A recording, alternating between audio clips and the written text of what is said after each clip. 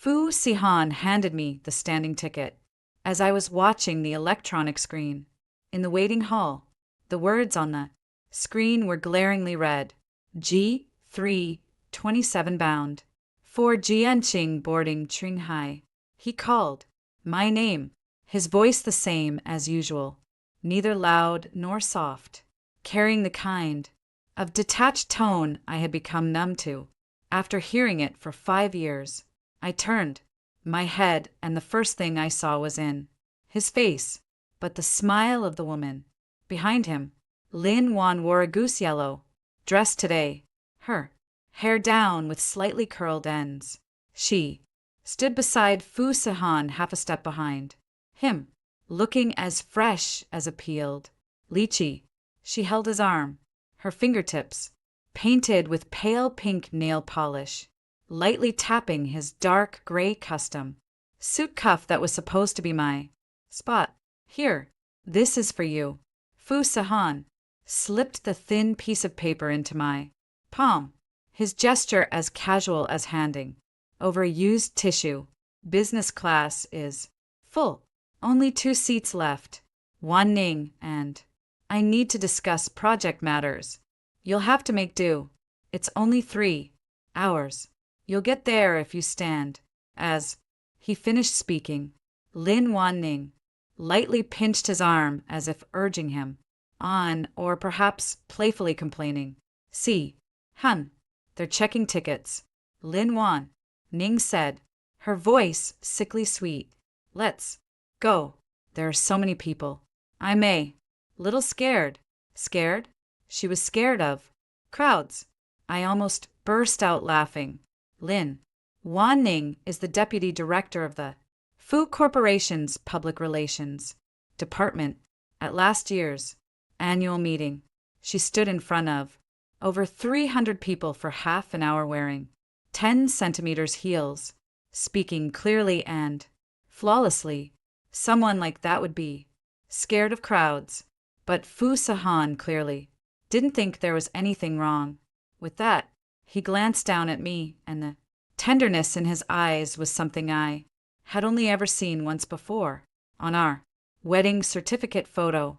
Back then, he wasn't as busy, didn't have as many social engagements, and hadn't started forgetting to come home. Let's go, Fu Sihan said to Ling Van Ning, then turned his head, his gaze sweeping past my face for less than a second. Qinghai, I'll call you when we get to Jianqing. He didn't wait for my reply. He never waited for my reply. Lin Wan Ning linked her arm through his, and they walked forward. Her goose yellow skirt swayed in the crowd like a small flag. After a few steps, she suddenly turned back and smiled at me. That smile was very beautiful. The curve of her lips was just right, revealing 6 neat teeth. Her eyes slightly narrowed as if looking at a stray cat or dog. It wasn't mockery, nor was it provocation, but rather kind of condescending, charitable goodwill. I know this kind of smile too well. After being married to Fu Sihan for 5 years, I've seen this expression on the faces of every Fu family relative. In their eyes, Gu Qinghai was never really Mrs. Fu. She was just a burden that the old man had forced upon Fu Sihan on his deathbed 5 years ago. A sparrow from an orphanage who had latched onto a branch. I clutched the standing room only ticket in my hand. The paper was thin, its edges slightly cutting my hand. Train G327, carriage 03, no seat, fare 218 yuan. The business class ticket price is 1,260 yuan. I stood outside the ticket gate, watching Fu Xian escort Lin Wan Ning into the business class lane, his hand resting on her lower back, a gesture so natural and practiced, as if they had done it 10,000 times before. Lin Wan Ning tilted her head and said something to him. He leaned into. Listen, the corners of his lips turning. Up slightly. From that angle, I watched. 4 or 5 years. Except I was the one. Leaning in to listen before. I listened. To him discuss projects on the phone. Listened to him say he wouldn't be home. For dinner. Listened to him make call.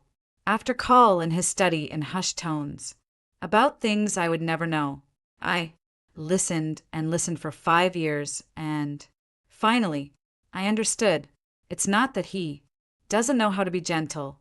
It's just that he isn't gentle with me.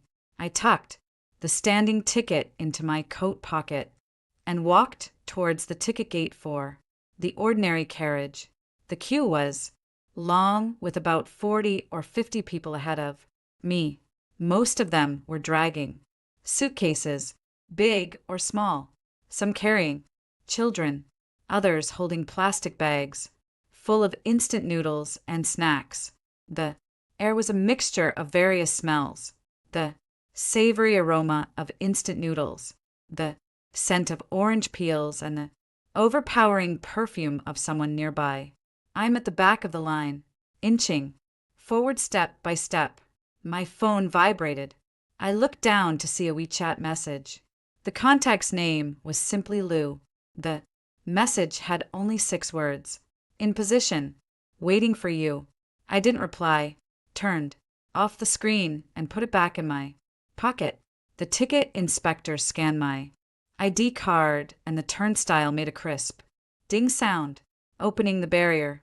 I walked through the passage, down the stairs. The wind on the high speed train platform in November was strong, making the hem of my windbreaker flutter.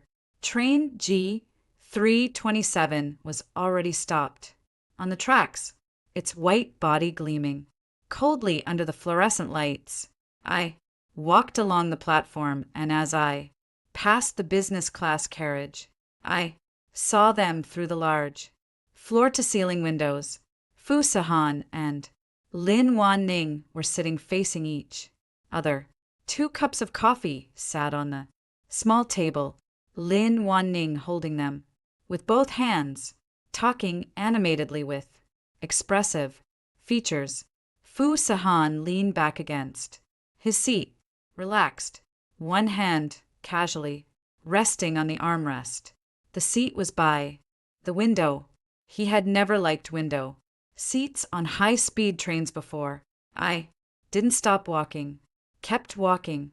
Forward. Car 03. No seat. I got into the car and found a place to lean against in the vestibule. Next to me was a door with a red label that read no leaning. I leaned my back against the blank space next to the label. The metal wall of the car was cold and I could feel the chill through my windbreaker.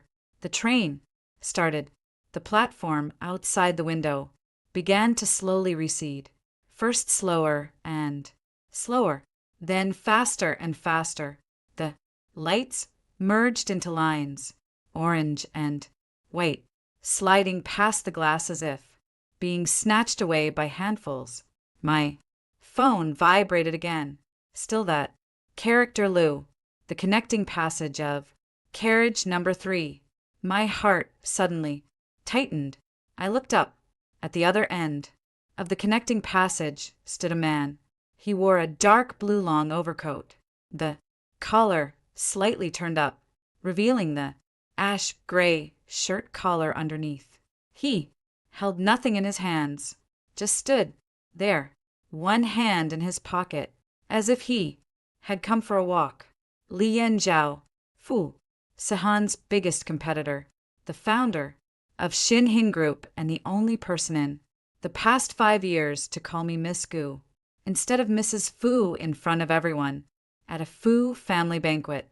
He walked towards me, his leather shoes stepping onto the carriage floor with an unhurried rhythm. He stopped when he reached me. Gutring Hai, he said, his voice lowered so only we could hear. Did you bring it? I reached into the inner pocket of my windbreaker and felt a cold metallic object. It's a USB drive. It contains the most critical project data for the Fu Group for the next 3 years, a list of suppliers, and complete statements for 7 overseas accounts. This information is what I've painstakingly accumulated over 5 full years, bit by bit, from Fu Sihan's study, his computer, every phone call he took at home, and every internal email from the Fu Group that I quietly accessed. 5 years. I cooked for him for 5 years, washed his clothes for 5 years, made him hangover soup every late night. He came home drunk, spent one spring festival after another under his mother's cold gaze, and was asked to leave the family photo at his sister's wedding. I endured for 5 years waiting for this very moment. I pulled the USB drive from my pocket. The train sped along, the sound of the wind outside and the friction of the rails mixing together like some kind of low growl. Li Yan Zhao extended his hand, palm up. His fingers were long and slender with distinct joints, and the lines on his palm were very clear. I placed the USB drive in his palm. He closed his fingers, and the small silver metal cube disappeared into his palm. Are you sure? He asked. I'm sure. No regrets. I looked into his eyes and said, word for word, Li Yanzhou, the biggest regret of my life is marrying Fu Sihan 5 years ago. Other than that, I regret nothing. Li Yan Zhao was silent for 2 seconds. Then he suddenly smiled. The smile was faint with only a slight upturn of his lips, but the light in his eyes was undeniable. The next stop is Ningqing, he said, and we'll arrive in 30 minutes. I've arranged a car for you in Ningqing. Okay. He turned and left, his dark blue coat flashing at the train car connection before disappearing into another carriage. I leaned my back against the wall of the train car again. The metal was still cold, but my palms were warm. Taking out my phone, I sent Fu Sihan a message. Be careful on the road. Call me when you arrive. As soon as the message was sent, I received a reply almost instantly. There was only one word, HM. I looked at the word for a long time, then turned the phone over, screen down, and held it in my palm. The night outside grew deeper. The train picked up speed, its body swaying slightly like a ship, sailing on an undercurrent. 30 minutes later, Ningqing Station arrived. The train slowed down, and the lights of the platform reappeared, seeping in through the window section by section. I straightened up, adjusted the collar of my trench coat, walked through the carriage, and went to the door. The door opened. The cold wind blew in, carrying the chill of November. I walked down the steps, my feet landing on the concrete platform of Ningqing Station. Behind me, the sound of the train door closing echoed. I glanced back. The G327 train resumed its journey, carrying Fu Sihan and Lin Wanning in the business class carriage, continuing towards Jianqing, and I remained in Ningqing. There weren't many people on the platform, and I spotted Li Yan Zhao at a glance. He stood beside the exit passage, his overcoat collar turned up, with a black car parked next to him. The car door was open, and a man in a black suit stood by the car, seemingly the driver. I walked towards him. When I reached him, Li Yan Zhao shifted to the side, making room at the car door. Get in. I bent down and got into the car. The car door closed with a thud, as if completely shutting out the world outside. It was quiet in the car. The heating was set just right, and the Scent of the leather seats was faint. Lu Yen Zhao got in from the other side and sat next to me. Tia Xing Hung, he said to the driver. The car started moving. I didn't look back. Not even once. The phone screen lit up. It was a message from Fu Si Han. Are you tired? Standing over there? I looked at the message, my finger hovering over the screen for 3 seconds. Then I put my phone on airplane mode. Outside the window, Ningchang was brightly receding one by one. I closed my eyes and leaned back in my seat. 5 years. This is the first time I felt so comfortable on a car ride. Chapter 2. Getting on board. The night of Ningcheng Port and through the car window. Streetlights flashing by one, like pearls carelessly discarded by someone. It was quiet in the car. Lu Yen Zhao sat to my right, separated by an armrest. He didn't say anything, just took the USB drive out of his coat pocket, turned it over in his palm, and then put it away again. His movements were gentle, as if he were handling a fragile object. I stared at his fingers for a second before looking away and out the window. Gukinga, he called my name. MHM, what are you thinking about? I turned my head and met a pair of deep eyes. Lu Yen Zhao's eye sockets are a bit deeper than average, and his brow bones are high. So, when he looks at people, there's always a hint of scrutiny, not oppression, but scrutiny, like a person reading a book he finds interesting but hasn't yet understood. I was thinking, I said, about when Fu Si Han will probably realize I'm gone. What do you think, given his personality? I calculated the time. He'll probably remember to call me after the train arrives in Jiangcheng, and he's settled Lin Wanning.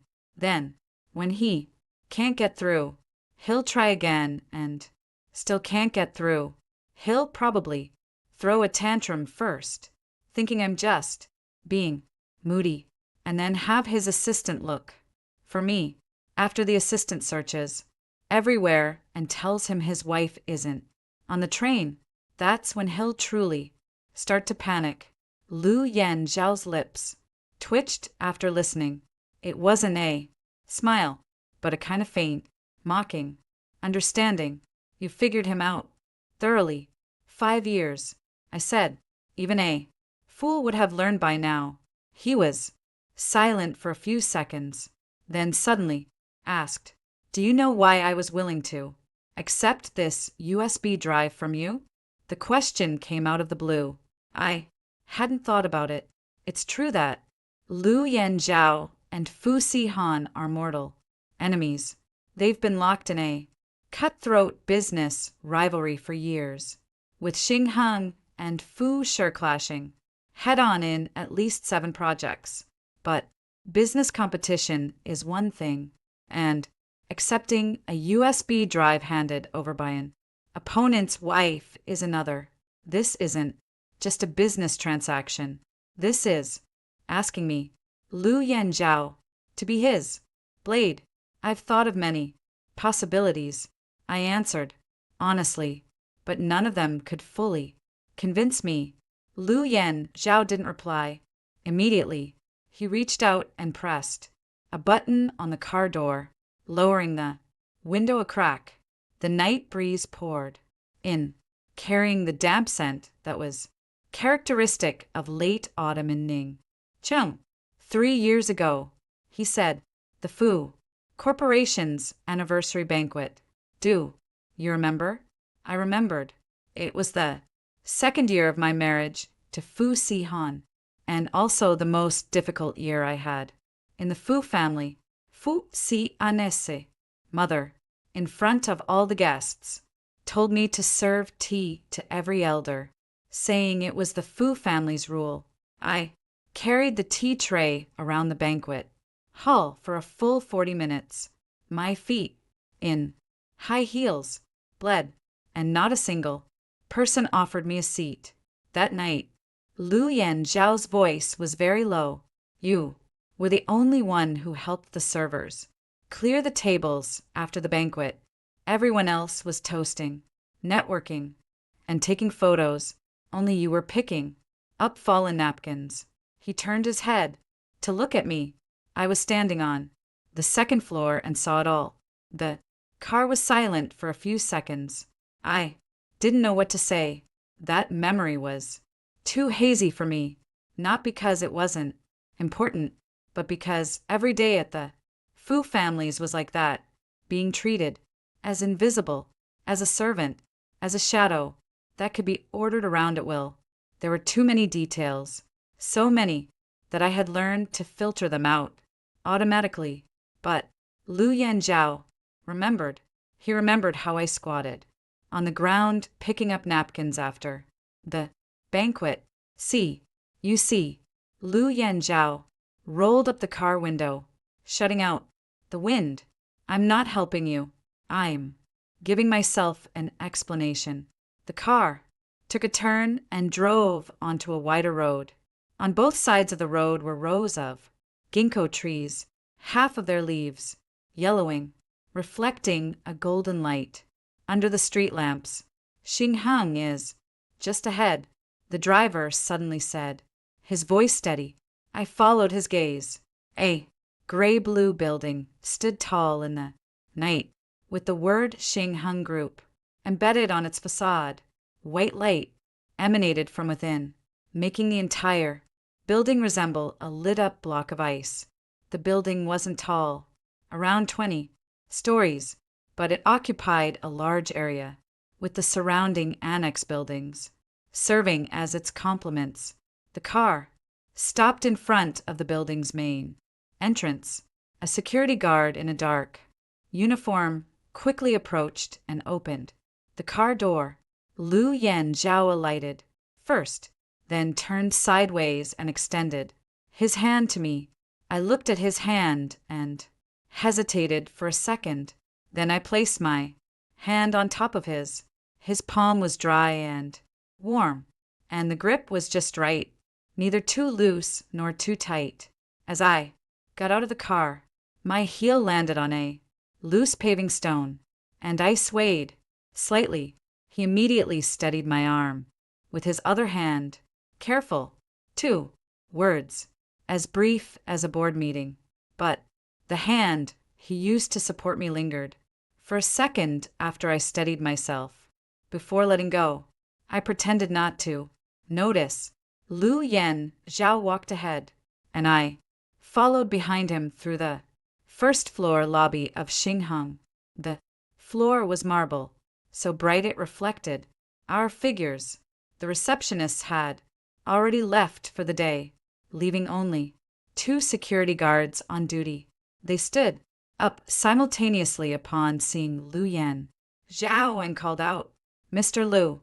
Lu Yan Zhao nodded, his steps not faltering. We walked into the elevator. He pressed the button for the 20th floor, and the doors slowly closed. It was just the 2 of us in the elevator.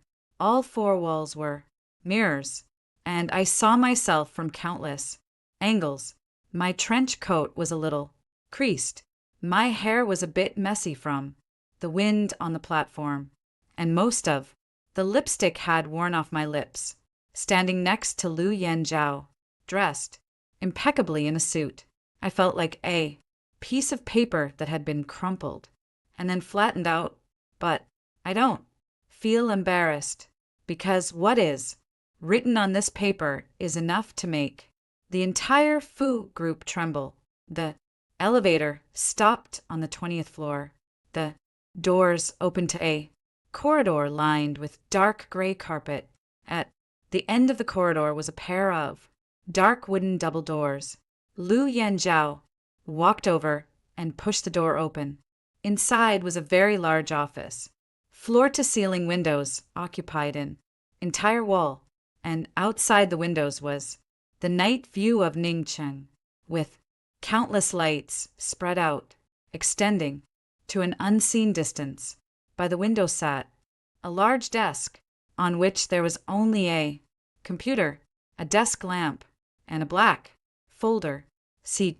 Lu Yen Zhao said, gesturing to the chair opposite the desk.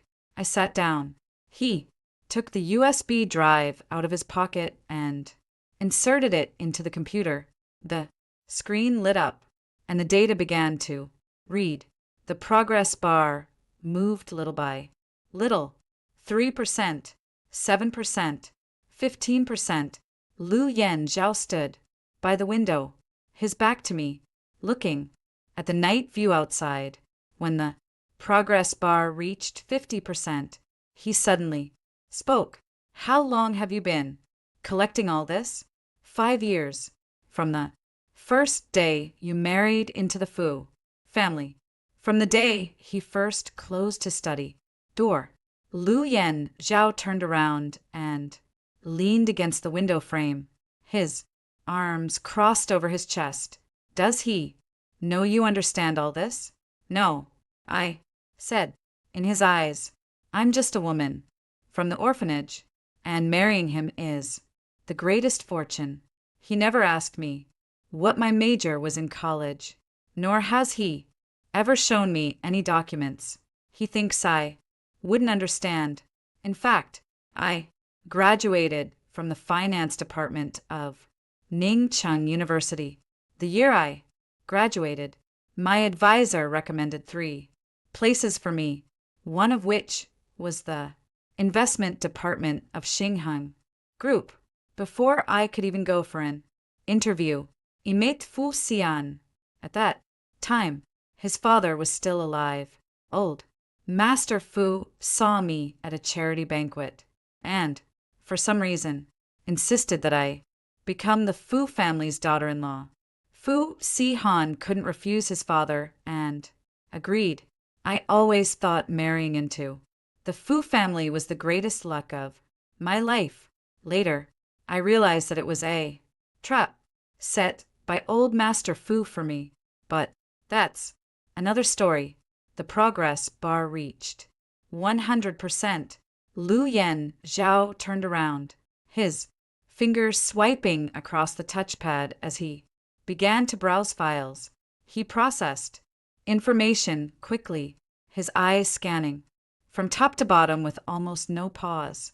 Approximately 3 minutes passed. He closed his laptop. Gukin ga, MHM do. You know the value of these things? Yes. No, you don't. Lu Yen Zhao walked over from the window, his hands resting on the desk, leaning forward, slightly, looking into my eyes. The data you've given me is enough to make Fu's lose its 4 largest clients within 3 months, combined with the supply chain list and overseas account statements. I can reduce Fu's valuation by 40% within half a year. His eyes were exceptionally deep under the lamplight. This isn't revenge. This is pulling Fu Si-han himself down from the clouds into the mud. I met his gaze, not flinching. Lu Yen Zhao, I said, I'm here to drag him into the mud. He looked at me for a long time. Then he stood up, picked up the black folder from the table, opened it, took out a document, and pushed it in front of me. It was a stock transfer agreement. 3% of Xing Heng's shares, he said, as compensation for this data, not a purchase, but compensation. This material is worth that price. I didn't look at the agreement. I looked at him. There's one more condition. You speak. I want to participate in the entire process. I said, I want to witness every step of Fu's downfall. Lu Yen Zhao was silent for 2 seconds. Then he laughed. This time, he truly smiled. The curve of his lips was much wider than it had been on the train, and the light in his eyes was brighter. Gu, Kinga, he said, I'm starting to think that when old Master Fu chose you back, then it was the best decision he ever made. Outside the window, Ningqing's night was tranquil and vast, and 300 kilometers away, train G327 was carrying an unsuspecting Fu Sahan towards a tomorrow he could no longer control. Chapter 3. Getting off the train. On the G327 train, Fu Sahan first felt something was wrong after the train passed through a tunnel. The tunnel was long, and the lights in the carriage automatically turned on, turning the window into a mirror. He saw his profile by the window, and the appearance of Lin. One opposite him had bowed, scrolling on her phone. Her goose yellow dress seemed even brighter under the white light. So bright it was almost dazzling.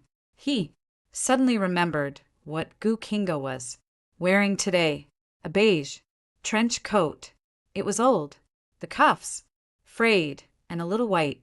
When she married him, the only luggage she brought to the Fu family were 2 suitcases, and this trench coat was one of them. 5 years have passed, and she's still wearing it. The thought only flashed through his mind for a moment before it was interrupted by Lin Wan's voice. Sahan, look at this. She held her phone up to him, the screen displaying a new bag from a luxury brand, with a string of zeros following the price tag. Fu Sahan glanced at it and said, buy it if you like it. Lin Wan smiled, her eyes curving, and put away her phone. She tapped a few times on the screen, presumably placing an order. Fu Sahan picked up the coffee on small table and took a sip. It had gone cold. He put the cup down, and his gaze drifted unconsciously towards the connecting door of the carriage. Carriage 03. No. Seat. 3 hours standing. He thought Gu Kinga must be used to it. She had gotten used to everything these past 5 years. Used to him coming home late. Used to him going on business trips. Used to his mother's disdainful looks. Used to everyone in the Fu family treating her like air. She never complained, never acted coy, and never asked him for anything. Even on their wedding anniversary last month, she had prepared a table full of dishes and waited for him to come home. He had, at the last minute, accompanied Lin Wan to a movie premiere and didn't get home until 1 o'clock in the morning, when he saw the dishes neatly arranged on the table, untouched. He understood. She was asleep on the sofa. He didn't wake her up. The next morning, when he woke up, the dishes had already been cleared. She acted as if nothing had happened, warmed a glass of milk for him, and asked what time he would be back today. This is Gu Kinga, so he never had to worry about her. The train announcement suddenly came on. Dear passengers, the train's next stop is Jiangqing Station. Passengers disembarking, please prepare in advance. Fu Sihan snapped back to reality. We've arrived. He took out his phone, intending to call Gu Kinga and tell her to wait for him at the exit. After arriving, he dialed the number, and after one ring, it was hung up. He frowned and dialed again. This time, it was the phone you have dialed is switched off. What's wrong? Lin Wan looked up. Nothing. Fu Sahan put his phone back into his pocket. Maybe her signal is bad in the carriage. The train began to slow down. The lights outside the window became denser, and the outline of Jiangqing emerged in the night. The station platform roof slid overhead, and the train stopped steadily. First-class passengers alight. First, Fu Sahan stood up, and Lin Wan naturally linked her arm through his, and the two walked out of the carriage. With the crowd, the platform was very crowded. People were dragging suitcases, holding children, and hurrying along. creating a noisy scene. Fu siene segaze swept through the crowd, but he didn't see the beige trench coat. He continued, walking forward, searching as he went. A long line had formed at the exit. He stood at the end of the queue, and Juan leaned on his shoulder and yawned. He took out his phone and dialed again, but it was still turned off. The annoyance in his heart was like a stirred cup of muddy water, slowly becoming unclear. As they exited the station, the night wind of Jiangqing blew into their faces. Fu Sahan stood on the plaza outside the exit, scanning in all directions. Gu Kinga was not present. Sahan, the car is here, Lin Wan said, pointing to a black commercial vehicle by the roadside. It was a car from Fu Corporation's Jiangqing branch. Wait. Then he walked back to the arrival hall. Again, most of the passengers from train G327 had already left, with just a few stragglers dragging their luggage. Towards the exit, he stopped a uniform staff member. Excuse me, I'd like to ask if all the passengers from carriage 03 on this train have disembarked? The staff member glanced at him. Carriage 03. Everyone from that carriage should be off by now. Are you sure? Understood. We've already checked the train, and there are no stranded passengers. Fu Sianese Palms began to sweat. He quickly walked towards the platform area and was stopped by a staff member. Sir, you cannot go back to the platform. I'm looking for someone. You can go to the service desk to make a public announcement to find them. Fu Sahan turned and walked towards the service desk, his steps quickening. Lin Wan called him from behind, but he didn't look back. The service desk was in the center of the waiting hall, and a female staff member in a blue uniform sat inside. Help me make an announcement. Fu Sahan's voice was a little urgent. I'm looking for someone. The staff member took out a registration form. Name? Gu Kinga. Your contact information? Fu Xian gave his mobile number. 30 seconds later, an announcement was made in the waiting hall. Ms. Gu Kinga. Ms. Gu Kinga, please come to the first floor service desk. After hearing this announcement, your family member is waiting for you here. The announcement was repeated 3 times. The lobby was bustling with people coming and going, but no one stopped. No one approached the service counter. Fu Sahan stood next to the service counter, tapping his fingers on the tabletop. The rhythm grew faster and faster. Sir, perhaps her phone is turned off. You could check the surveillance footage. Fu Sahan interrupted her. The staff member was taken aback. Sir, checking the surveillance footage requires I am Fu Sahan of Fu Corporation, he said, taking a business card from his wallet and placing it on the counter. Check the surveillance footage now. The business card was black, with only a line of gold lettering. Fu Corporation. Cheo Fu Xian. The staff member glanced at the business card, then at his face, picked up the desk phone, and dialed a number. 5 minutes later, a man in a suit strode over, introduced himself as the Station S duty manager, and led Fu Sahan through a door marked staff only. They walked down a long corridor to a security room. The security room was small, with dozens of screens on the wall displaying real-time footage from various platforms, waiting areas, and exits. A young security guard sat at the control console.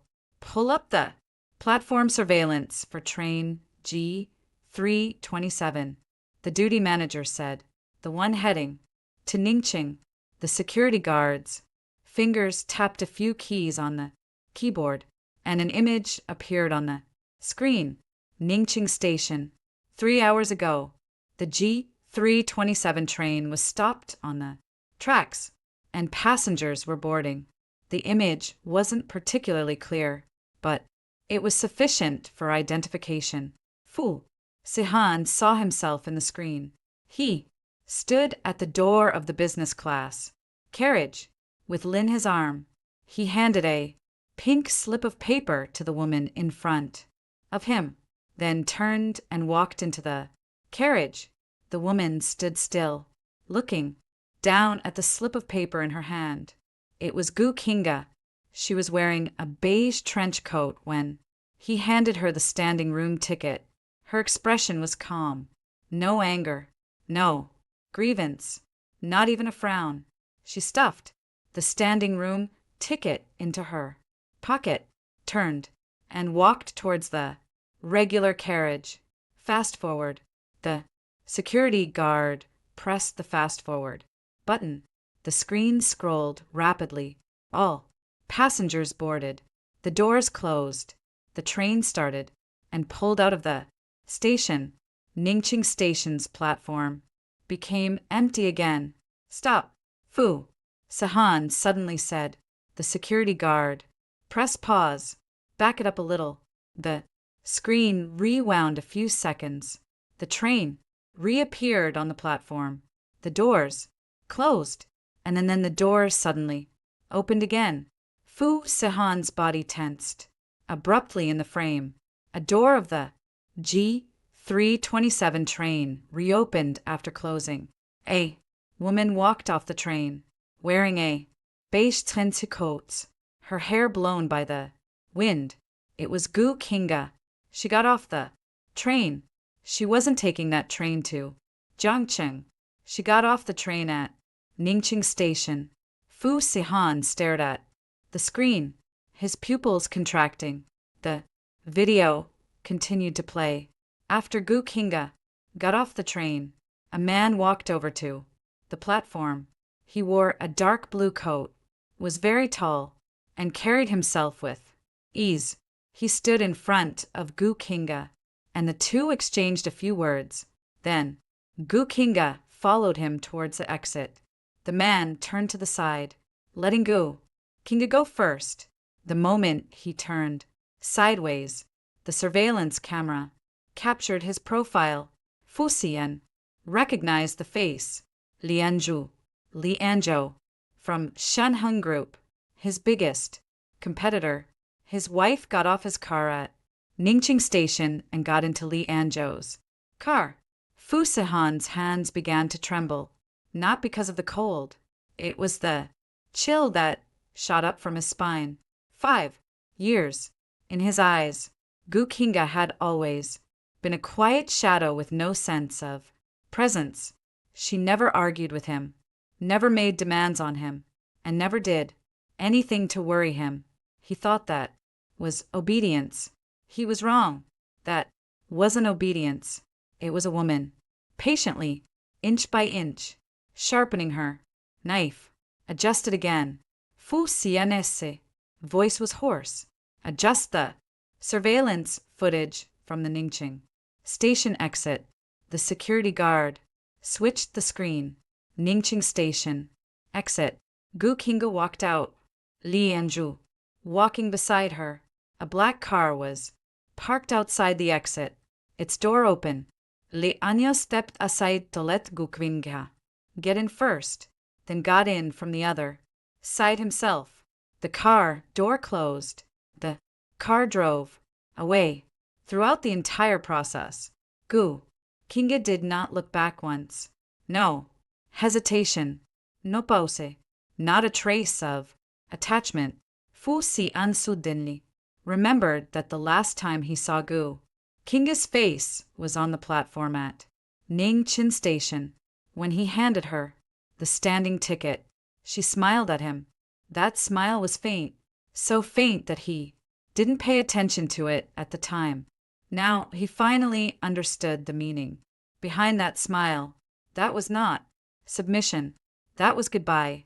The air in the surveillance room seemed to have frozen. the duty station. Master! And the security guard dared not speak. Lin Wanling stood at the door, her face pale, her lips moving, but she said nothing. Fu Si-han took out his phone from his pocket, his fingers almost slamming on the screen. Make the call first. Gu. Kinga. Phone off. Second. He called his assistant. Track. Gu. Kinga's phone location now. Also, find out where Lu Yanza is tonight. The assistant said something on the other end of the phone. Fu Si-han's voice suddenly rose. I don't care what method you use. Go investigate now. He hung up the phone, his palms resting on the monitoring console, his knuckles turning white from the force on the screen. The black car disappeared into the night of Ningten, and Fu Si-han stood in the monitoring room of Jiangqin Station, finally realizing something belatedly. The woman he thought would never leave him had left. Chapter 4. Lingering doubts. The lights in the surveillance room were stark white, casting shadows on Fu Si-han's face, bisecting his expression into light and dark halves. The hand he rested on the console was still trembling, his knuckles so white they looked as though they might crush the edge of the countertop. The shift supervisor stood beside him, his mouth opening and closing, clearly at a loss for words. Lin Wanling remained by the doorway, her goose yellow dress looking overly vibrant under the fluorescent lights of the surveillance room, like a flower blooming out of season. Xian. Lin Wanling's voice was tentative.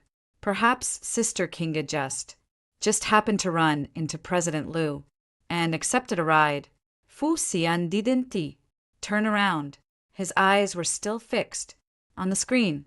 The black car had disappeared from the edge of the frame, leaving only the empty plaza at the Ning Chin Station exit.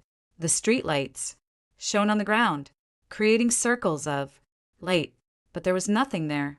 Her phone is off. Fu Si-an said, his voice low, not as if he was speaking to anyone in particular, but more like talking to himself. She got off at Ningqin Station, got into Lu Yanza's car, and her phone is off. He put these three facts together, like fitting three puzzle pieces onto a table, and the image they formed sent a chill down his spine. Lin Wanling took another step forward, her high heels making crisp sound on the surveillance room floor. See, Han, don't overthink it. You know Sister Kinga best. She wouldn't. What? Fu Si-han turned around. Abruptly, Lin Wanling flinched back half a step, startled by his gaze. Fu Si-han's eyes held an emotion she had never seen before.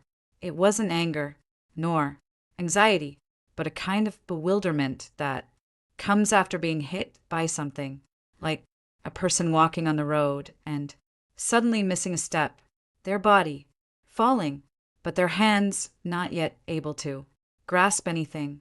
She won't betray me, Fu Si-han said. How do you know she won't? How long have you known her? How much do you understand her? Lin Wanling's lips moved, but no words came out. Fu Si-han walked away from the monitoring station, the sound of his leather shoes on the floor quick and heavy. He exited the surveillance room, walked through the long corridor, pushed open the door to the staff passage, and re-entered the waiting hall. The hall was much emptier now. Night buses were infrequent, and sparse passengers dozed on chairs while cleaners pushed their carts slowly. The broadcast announced boarding information for the next train, its voice mingling with echoes drifting through the hall. Fu Si-han stood in the center of the hall, suddenly unsure of where to go. He pulled out his phone and dialed. Gu. Kinga's number. It was still switched off. He dialed another number. It rang 4 times before being answered. President Fu. It was his assistant, Zhao Cheng, speaking. Did you find anything? President Fu. The last known location for Madam's phone was Ningqin Station at 7:42 p.m. After that, the phone was turned off and the signal disappeared. 7:42 p.m. The G327 train departed from Ningqin Station at 7:40 a.m. She got off the train after the doors closed and then turned off her phone. It wasn't out of battery. It's not a bad signal. It's turned off. It's actively cutting off all possible ways he can find her. Fu Sihan's grip on his phone tightened. Where is Lu Yanza? Co Lu. Lu Yanza is indeed in Ningqin. Tonight, Xing Heng has a new project in Ningqin, and he went there 3 days ago, staying at the Xing Heng Hotel in Ningqin. Zhao Cheng paused for a moment. Mr. Fu, there's one more thing. Speak. Around 8 p.m. tonight, Lu Yanza's car picked someone up from Ningqin Station and returned to Xing Heng headquarters. The lights on the 20th floor of Xing Heng headquarters have been on all night. Around 8 o'clock, the drive from Ningqin Station to Xing Heng headquarters is about 20 minutes.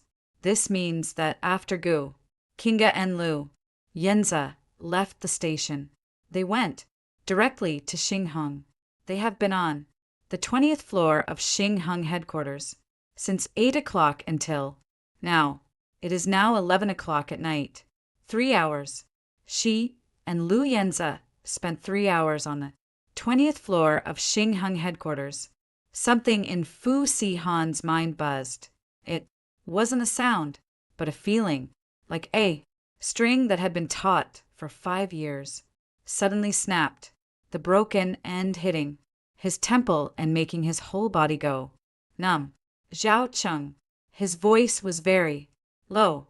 I want you to check all of Gu Kinga's call records, bank statements, and social media accounts for the past 5 years. All of them. Not a single detail is to be missed. Mr. Fu. This I said. Not a single thing is allowed to be missed. He hung up the phone. Lin Wanling walked up behind him at some point, reaching out to pull his sleeve. The moment her fingers touched the cuff of his suit, Fu Xian suddenly stepped aside, avoiding her. The movement wasn't big, but Lin Wanling's hand froze in midair, her expression as if she had been doused with a bucket of cold water. Sihan, go back to the hotel first. Fu Sihan said, his voice returning to its usual cool, businesslike tone. Have the branch company's car take you. What about you? I'm returning to Ningqin. Now, Lin Wanling's voice rose half an octave. It's already 11 o'clock, and it takes over 4 hours to drive from Jiangqin to Ningqin. That's why I told you to go back to the hotel first. He finally looked at Lin Wanling when he said this. That look was different from before. In the past, when he looked at Lin Wanling, his eyes held a kind of relaxed satisfaction, as if he had been pleased. It was like a person who had worked all day and returned home to lie on the sofa, comfortable and not having to think about anything. But now, the way he looked at her was like looking at a stranger, no worse than a stranger, as if he were someone he suddenly didn't recognize, someone he needed to re-examine. Lin Wanling clearly felt it, too. Her hand retracted from midair, clenched into a fist, and hung by her side, her knuckles turning white. Are you blaming me? Her voice began to tremble. Do you think it's because of me that Sister Kinga left? Fu Si Han didn't answer. Fu Si Han. Lin Wanling's voice suddenly sharpened. You bought her a standing ticket yourself. You left her in a regular carriage. You made every decision from beginning to end. And now, you're blaming me. Several napping travelers in the waiting hall were woken by her voice and looked over. Fu Si. Han's jawline tensed. I'm not blaming you, he said, each word squeezed out from between his teeth. I'm blaming myself. He turned and walked towards the exit of the waiting hall. Behind him, Lin Wanling's voice caught up. Fu Xian, if you leave now, don't come looking for me again. His steps paused, just for a moment. Then, keep walking forward. The automatic doors of the lobby slid open before him, and the night wind of Jiangqin blew into his face. It was November, and the wind carried a damp chill from the river, seeping into his shirt collar and making him shiver. The parking lot was on the east side of the plaza. Fu Si. Han walked over quickly and pressed the remote key twice, and the black commercial vehicle flashed its lights. He opened the car door and got into the driver's seat, started the engine, and the car's navigation system lit up. Destination, Ningten. The navigation prompt sounded mechanically. Total distance, 347 kilometers. Estimated travel time, 4 hours and 15 minutes. He didn't wait for the navigation to finish. Step on the gas, and the car shot out of the parking lot. There weren't many cars on the highway in the dead of night. The entire road seemed to belong only to him. His high beams cut through the darkness, illuminating the road for several hundred meters ahead. The dashed white lines in the middle of the road, receding faster and faster. He pushed the car's speed up to 140. The wind outside the car window grew louder, whistling with a whoosh. He held the steering wheel with one hand, while his other hand picked up his phone, then put it down, then picked it up again. Goo. Kinga's phone was still turned off. He tossed the phone onto the passenger seat. The screen faced up, dark. Suddenly, the screen lit up. A WeChat message popped up. Fu Si Anese Ice. Swept over, thinking it was Gu. Kinga. It wasn't.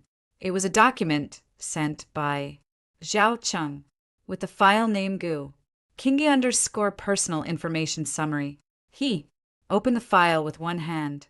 The first page was basic information: name, age, ID number, marital status.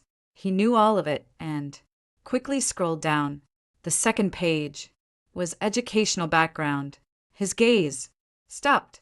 Ningqin University, Finance Department, yearly ranking, top 3. That year, 3 people from the Finance Department of Ningqin University were recommended for interviews at the Investment Department of Xinghang Group.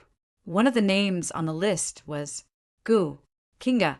The recommender was the then head of the department, who wrote 8 words in his recommendation: naturally, intelligent, capable of great things. Fu Si Han abruptly yanked the steering wheel to the left, causing the car to swerve on the highway, the tire screeching against the asphalt. A car behind him honked and overtook him, the driver rolling down the window to shout something that was swallowed by the wind. He pulled the car over to the emergency lane.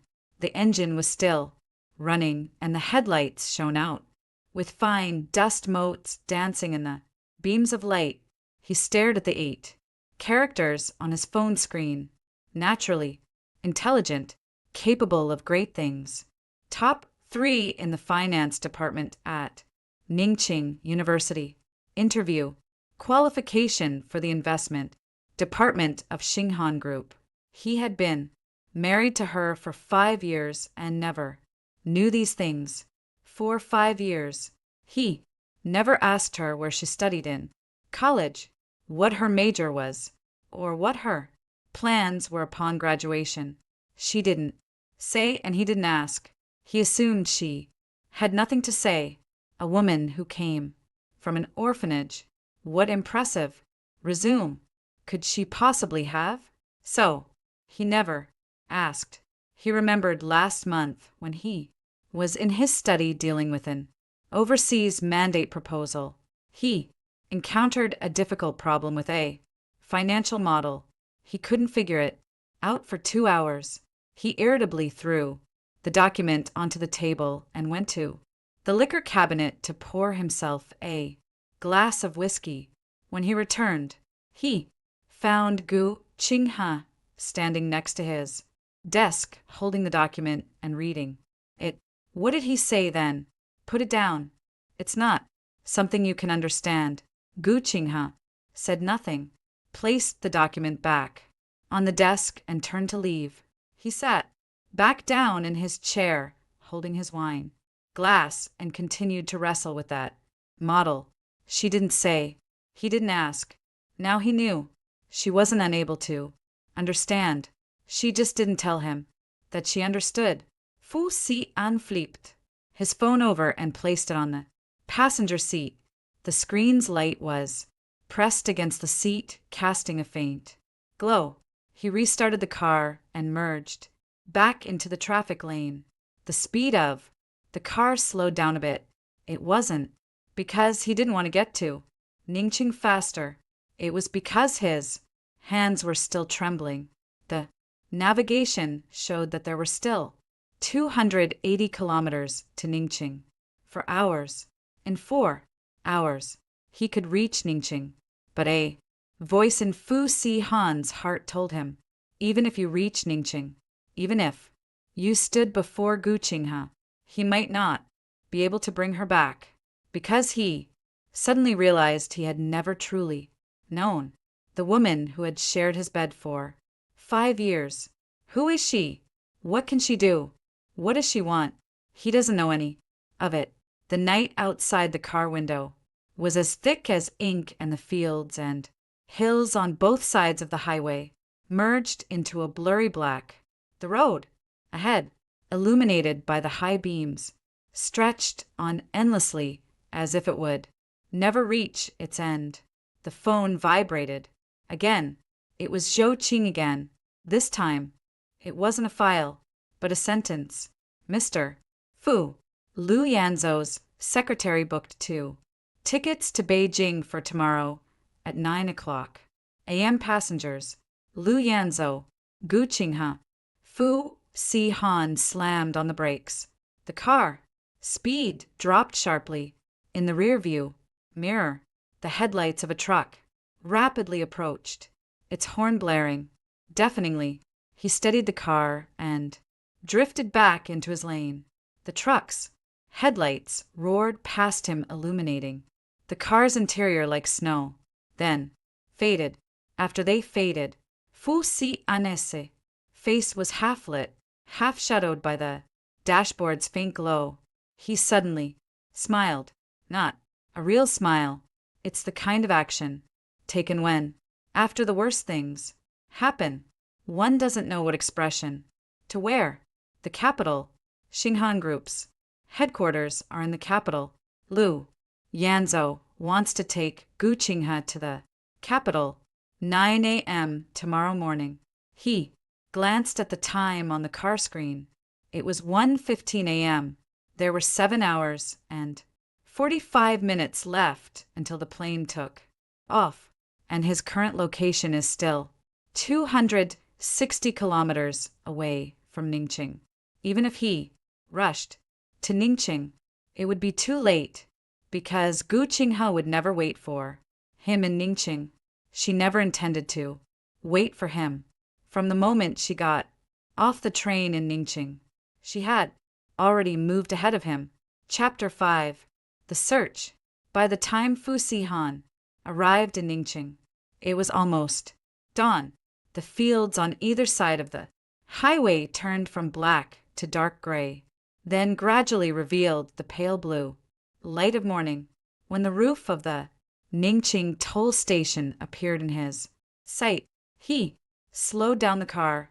The wind noise outside the window immediately lessened, and the quiet inside the car was suddenly unsettling. The cashier took his card and stated the amount. Fusi Han handed over a banknote, and his fingers brushed against the cashier's glove, causing them to flinch. He looked down at his own hands. His knuckles were still pale. He had kept his hands on the steering wheel for 4 hours, and his joints were as stiff as if they had been frozen. Sir, here is your change. He took the change and receipt, stuffed them into the armrest compartment, and drove out of the toll booth with a press of the accelerator. The early morning in Ningqing was hazy. Breakfast stalls by the roadside were just opening, and white steam rose from the steamers into the morning light, mingling with the thin mist. Sanitation workers dragged green trash bins along the roadside, the wheels crunching on the ground with a rumbling sound. The rhythm of this city was much slower than Jiangqing, so slow it made Fu Si Han feel agitated. He drove the car directly to the Han Group headquarters. The gray-blue building appeared colder in the morning light than it had last night. The square in front of it was deserted, and the flag on the flagpole hung motionless. Fusi Han parked the car directly in front of the main entrance. His legs felt stiff as he got out, and he paused for a moment before he could stand steady. A security guard peeked out from the guardhouse. Sir, you can't park here. I'm looking for Lu Yanzhou. The security guard looked him up and down. Fu Xian knew he probably didn't look his best. He was wearing a dark gray suit he'd worn back from Jiangqing, the top 2 buttons of his shirt undone, a stubble of blue-tinged hair on his chin, and his eyes were bloodshot. Mr. Lu isn't here, the guard said. Where is he? I'm not at liberty to disclose that. Fu Xian took a step forward. The security guard instinctively took a step back, his hand resting on the walkie-talkie at his waist. Tell him, Fu Xian said, his voice not loud, but each word enunciated clearly, that Fu Si Han of Fu's group is waiting for him here. If he doesn't see me, I won't leave. The security guard hesitated for a moment, then picked up the walkie-talkie and said a few words. A crackling sound came from the walkie-talkie, followed by a woman's voice. Mr. Lu is not at headquarters today, so you don't need to wait. The security guard looked up at Fu Si Han with a hint of sympathy in his eyes. Fu Si Han turned and walked back to the car. He didn't start the engine. Sitting in the driver's seat, he took out his phone and dialed Zhou Qing's number. Where are Lu Yanzhou and Gu Qinghe? Mr. Fu.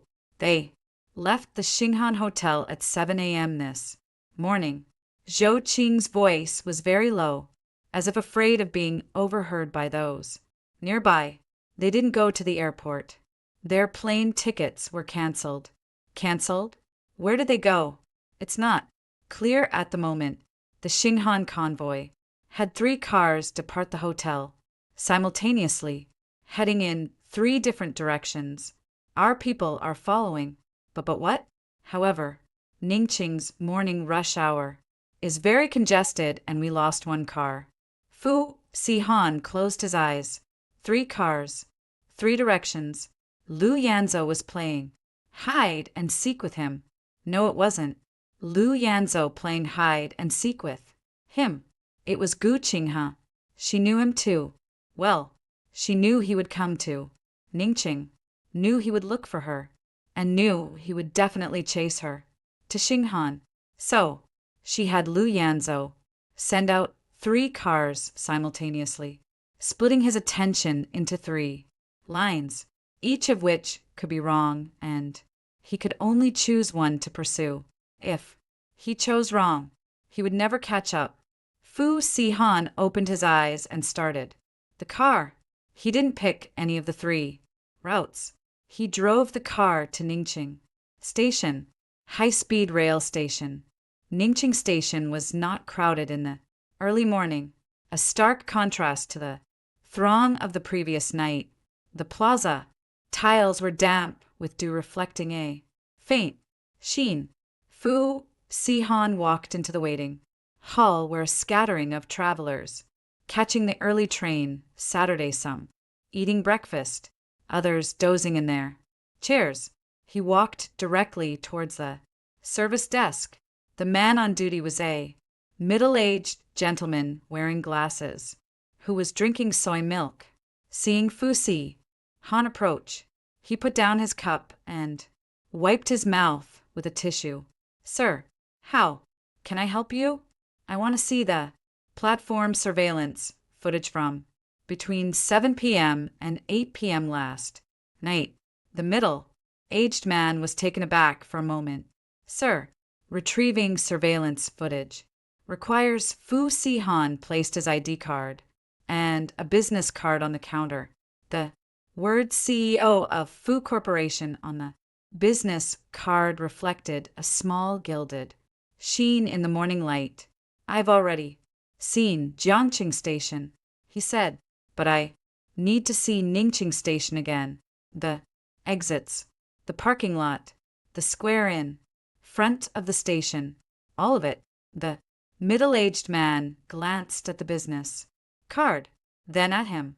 Perhaps intimidated by the bloodshot eyes and stubble on his chin, he picked up the desk phone and made a call.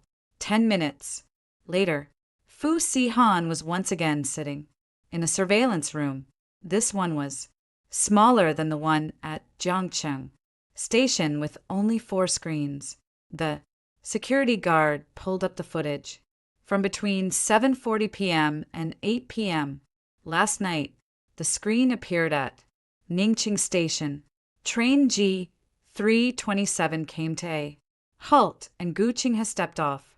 A corner of her trench coat was lifted by the wind on the platform and she reached out to smooth it down, her movements light as if she were long accustomed to such breezes. Then Lu Yanzhou appeared. He walked up to Gu Qinghe and the two exchanged a few words. The screen was silent and Fu Si-han could only see their lips move.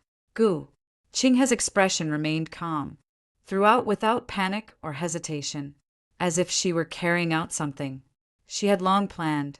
Lu Yanzhou stepped aside to let Gu Qinghe go first.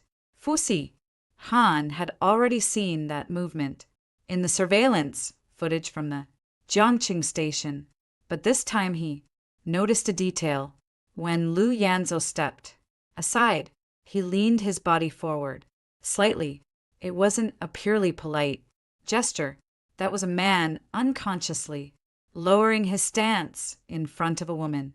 Fu Si-han gritte distit. The scene shifted to the arrival hall. Gu Qinghe walked out and Lu Yanzhou followed a little behind her to her right. The distance between them was neither too far nor too close, maintaining a subtle balance.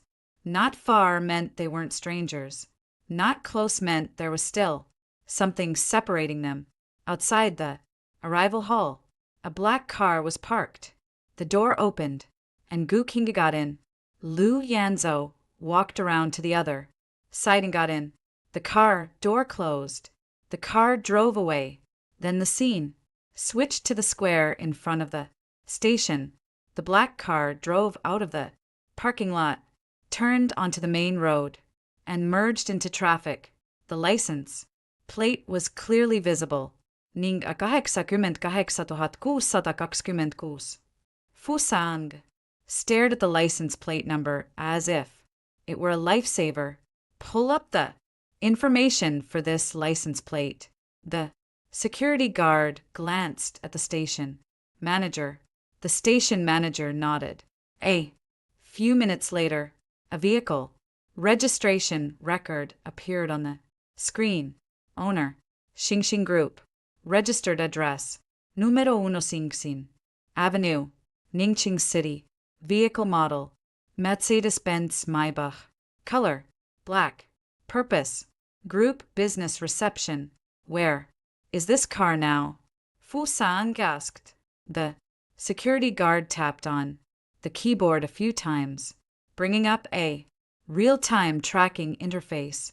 This car left Xingxing Hotel at 6 o'clock this morning, the security guard said. Its current location is at he paused and zoomed in on the screen. In the northern suburbs of Ningqing, Xingxing Mountain. Villa. Fu Sahang turned and walked out. Sir, the duty station master called out. From behind him, the villa is private property, and you cannot enter without permission. His subsequent words were, shut inside the monitoring room by the door. Fu Sahang's car sped out of the Ningqing station parking lot, its tires letting out a sharp screech on the concrete. He set the navigation to Xingxing Mountain Villa, and the route displayed on the screen wound its way from the city center all the way to the foothills in the northern suburbs, taking about 40 minutes. There weren't many cars on the Ningqing streets in the early morning. He accelerated to 80, driving through one awakening street after another, the plain trees on either side rushing by. More than half the leaves had turned yellow, gleaming with a golden red light in the morning sun, as if the entire street were ablaze. After leaving the city, the road narrowed. The fields on either side were planted with winter wheat, the green shoots spreading out in neat rows, stretching all the way to the distant foothills. The outlines of the mountains were faintly visible in the morning mist, like an unfinished ink painting.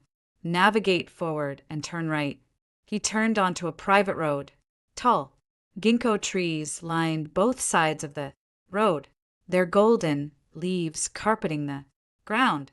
The car tires crunched over them, creating a soft rustling sound. At the end of the road stood a black, wrought iron gate, flanked by gray stone walls covered in deep green ivy. Fu Sahang stopped the car in front of the gate. The gate was closed. He honked twice. The horn echoed once at the foot of the mountain, swallowed by the morning mist. No one came to open the door. He got out of the car and walked to the front gate. The iron gate was fitted with an intercom screen, which was lit up, displaying the words, "Please enter visitor code." He didn't have a code. Fu Sahang took out his phone and dialed Gu Kinga's number. It was turned off. He dialed Lu Yanzou's number again. It rang 3 times and was answered. Mr. Fu. Lu Yanzou's voice came from the receiver, steady, calm, with the clarity of someone who had just woken up in the morning. It's so early. What's up? Fu Sahang's hand, gripping the phone, bulged with veins. Let me in. In and where? Lu Yanzou. Stop pretending. I'm at the entrance of Xingxing Villa. There was a 2-second silence on the other end of the phone. Then Lu Yanzou let out a light laugh, so brief it was barely a laugh. But Fu Sahang understood everything in that chuckle. Disdain, pity. There is also a kind of certainty, condescending and judgmental, that only a judge possesses. Mr. Fu, Xingxing Mountain Villa is my private residence. Lu Yanzou said. It's my business whom I invite. I did not invite you. Gu Kinga is with you? Yes. She is my wife. Mr. Fu. Lu Yanzou's voice suddenly turned cold. When you bought her a standing ticket at the high-speed train station, did you ever think she was your wife? Fu Sahang's throat felt as if something was blocking it. When you were sitting in first class with Lin Wan, Nink, drinking coffee.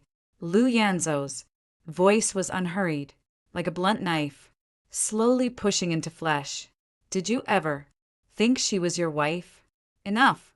In these 5 years, when you let her be ordered around by your relatives at the Fu family's banquets, when you let her spend Chinese New Year under your mother's cold gaze, when you let her be excluded from the family photo at your sister's wedding, did you ever consider that she was your wife? Every word was like a nail piercing into Fu Sahang's chest. He opened his mouth, but nothing came out, because he knew everything Lu Yanzou said was true. He knew it all. He had just been pretending not to know. Gu Kinga doesn't want to see you, Lu Yanzou said. At least not right now. If she wanted to see you, she would tell you. But until then, Mr. Fu, please stop bothering her. Lu Yanzou. Oh, right. Lu Yanzou interrupted him, his voice returning to its usual calm and composed tone. There's something you might want to know. The document Gu Kinga gave me last night, besides the Fu Group's project data and supply chain list, contained something else. Fu Sahang's breathing hitched for half a beat. Guess what it was?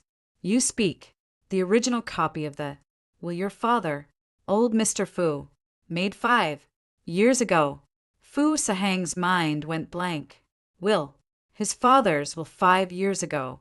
Old Master Fu passed away, leaving behind a will.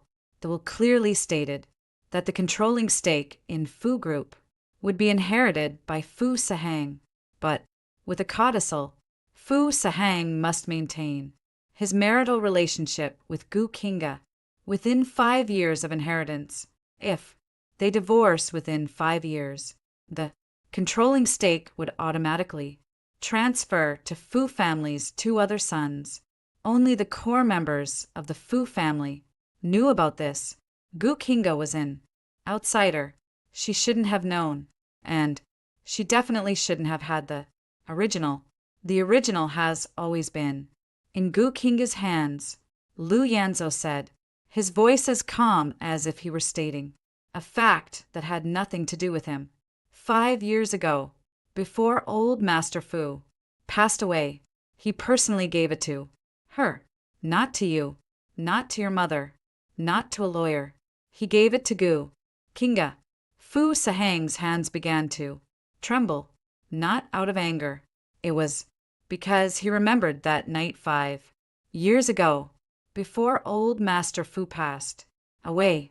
He called Gu Kinga into his ward, alone, and spoke to her for a long time. He waited outside the ward for nearly an hour. When Gu Kinga came out, her eyes were red, but she wasn't crying. He asked her what the old master had said. Gu Kinga looked at him for a long time, then said, he said to take good care of you. He believed it. He didn't ask another word.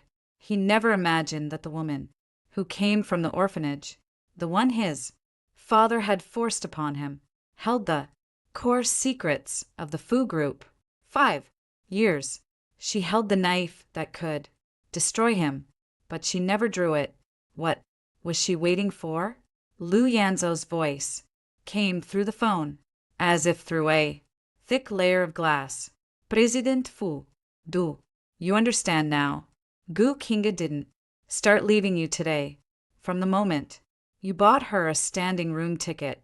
No, from the moment 5 years ago when you married her as a mere decoration. She was already on her way out. You coming all the way to Ningqing today, chasing her to the entrance of the mountain villa, is not because you care about her. It's because you're scared. The call ended. Fu Sahang stood before the iron gate, his phone sliding from his ear, hanging by his side.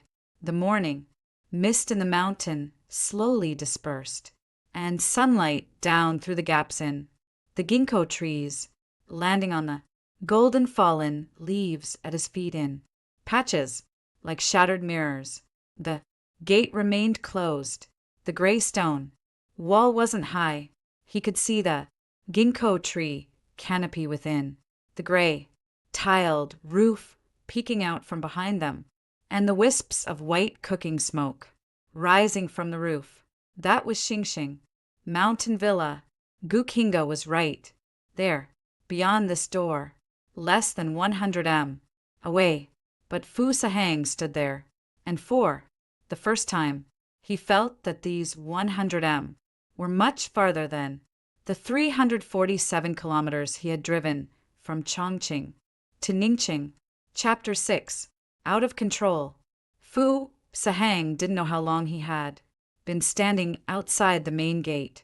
When the morning mist completely dissipated, the sunbeams, in large swaths, crashed down through the gaps in the ginkgo trees and landed on his shoulders, but he couldn't feel any warmth. His phone screen darkened and then lit up and then darkened again.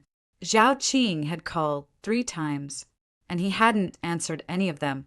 His mind was filled only with Lu Yanzhou's last sentence. From the moment you married her 5 years ago, treating her like an ornament, she had already been on her way to leaving you. 5 years ago. Fu Sahang closed his eyes. The scenes from 5 years ago, like fragments of a broken film, kept crashing into his mind. He remembered the wedding. Old Master Fu, sitting in a wheelchair, was pushed to the front of the banquet hall. His withered hand held Gu Kinga's, and in front of all the guests, he said, "Kinga is our Fu family's benefactor. Anyone who bullies her is bullying my spirit in heaven." Everyone thought the old master had lost his mind. How did a woman from an orphanage become a benefactor of the Fu family? Fu Sahang stood by at the time, with a proper smile on his face, thinking, as long as the marriage lasts after the old man is gone, I'll just give her some money and send her away. He never considered Gu Kinga to be his real wife, not even once. On their wedding night, he slept in the study the whole night. Gu Kinga sat alone by the bed in the bridal chamber, wearing the ill-fitting dress, waiting from 9 o'clock in the evening until 3 o'clock in the morning, when he returned to the room to change the next morning. She had fallen asleep leaning against the headboard, healthcare makeup smudged, mascara leaving 2 faint black smudges under her eyes. He glanced at her, grabbed his clothes, and left. That day was a Monday, and there was a regular meeting at the company. He felt the regular meeting was more important than their wedding night. Fu Sahang on his eyes, golden ginkgo leaves swirled down in the wind, and one landed on his shoulder. He didn't brush it off. His phone vibrated again. This time it wasn't Zhou Cheng, but his mother, old Mrs. Fu. He answered it. "Si, hun." The old lady's voice was still in that unhurried tone, as if remarking on the fine weather. "I heard from Zhou Cheng that you were in Ningqing, looking for Gu Qinha. Mom, what are you looking for her for?" Fu Xian didn't answer. "You are the CEO of a large group, abandoning your company to come to Ningqing to find a woman who ran away from you. What does that look like?" The old lady's voice carried that typical Fu family condescending sense of entitlement. "If she wants to leave, let her leave. The Fu family doesn't lack her. Mom, Dad's original will is with Gu Qinha." The other end of the line suddenly fell silent. It remained silent for a long time. When the old woman spoke again, her voice had changed. The unhurried tone was gone, replaced by a tension as if her throat had been suddenly squeezed by something. What did you say? The original will. Not a copy from a lawyer. The original. 5 years ago. Before Dad's passing. He personally handed it to Guqing Ha. Impossible. The old lady's voice rose sharply. Why would your father give the will to an outsider? She's not an outsider. Fool. Si Han interrupted her, his voice calmer than he expected. Mom, the last person Dad saw alone before he died was her, not anyone from our Fu family. Do you know what that means? The old lady remained silent, meaning that from beginning to end, the only person Dad trusted was her. Fu Si. Han hung up the phone. His gaze fell on the video doorbell next to the iron gate. The words "Please enter visitor. Password" still flickered on the screen, like a silent mockery. He suddenly reached out and pressed the call button. Next to the doorbell, the screen flickered, and the face of a middle-aged woman in a dark uniform appeared. Hello, this is Xingheng Villa. May I ask who you are? Fu Xian. The woman on the screen turned her head slightly, as if asking someone next to her. A few seconds later, she turned back, her expression becoming somewhat troubled. Mr. Fu, I'm very sorry, Ms. Gu said. She doesn't want to see you. Fu Si. Han's hand rested on the railing of the iron gate, the coolness of the metal seeping from his palm all the way up his arm. Tell her, he said, I'm not here to take her away. I just want to ask a question. The woman on the screen turned her head away again, this time waiting even longer. After about 2 minutes, her face reappeared on the screen. Mr. Fu, Ms. Gu asked me to ask you, what is the question? Fu Si. Han took a deep breath. Ask her, what did my father say to her during that hour he called her into the hospital room 5 years ago? The woman on the screen nodded. The image froze for a few seconds, and then the screen went completely black. It wasn't hung up on. It was intentionally shut off from the other end. Fu Si Han stared at the dark screen, his heart feeling like it was suddenly squeezed by a hand. She didn't even want to answer that question, or, rather, she didn't even want to hear his voice anymore. He took a step back, and another step back. The ginkgo leaves were still falling. His phone suddenly vibrated. It was Zhou Cheng. Mr. Fu, I found something. Zhou Cheng's voice was urgent, as if he had been running. Madam's phone signal was briefly turned on just now at Xingheng Villa in the northern suburbs of Ningcheng. And then, what? Then she sent a WeChat message and turned off her phone. Sent to whom? Zhou Cheng was silent for a second. That second of silence was more powerful than any answer. Sent to Lin Wan Ning. Fu Si Han's hand holding the phone tightened abruptly. What's the content? There are only 4 words. Speak. You can go now. Fu Si Han's back felt as if someone had doused him with a bucket of ice water. He felt a chill from the top of his head to the soles of his feet. You can go now. Sent by Gu Qing Ha to Lin Wanning. Not, you win. Not, I quit. Not any of the things a resentful woman would say. It was, you can go now. Like a boss to an employee. Like a director to an actor. Like a chess player to a piece already captured on the board. Lin Wanning was arranged by her. The thought was like a red-hot iron rod, piercing straight into Fu Si An's brain, burning him so much that he swayed. He remembered how Lin Wanning had appeared in his life a year ago.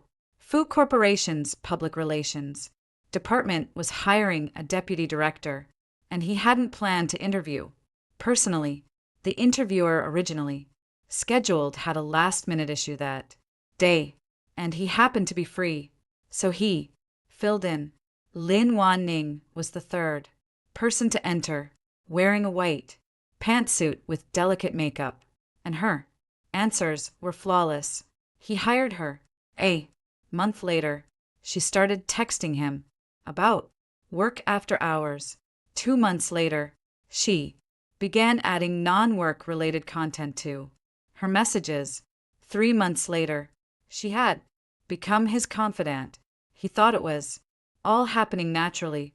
He believed his charm was great enough to attract a young and beautiful woman to approach him proactively. Now he knows nothing comes naturally. Every step is arranged. Lin Wan Ning is a pawn that Gu Qingha placed beside him. It's been a year.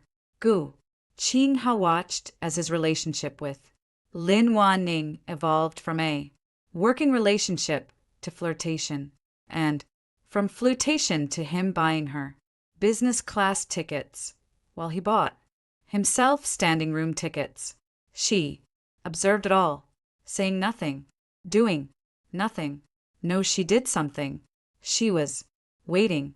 After he finished his entire charade, after he laid bare all his despicable actions under the sun, then she typed 4 words. You can go now. The chess piece had fulfilled its mission and could now withdraw from the stage. And he, the one playing chess, thought he was the chess player from beginning to end.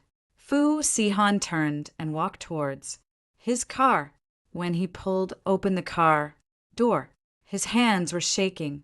Sitting in the driver's seat, he placed his phone on the passenger seat, screen facing up. Messages from Zhou Cheng continued to pop up. Mr.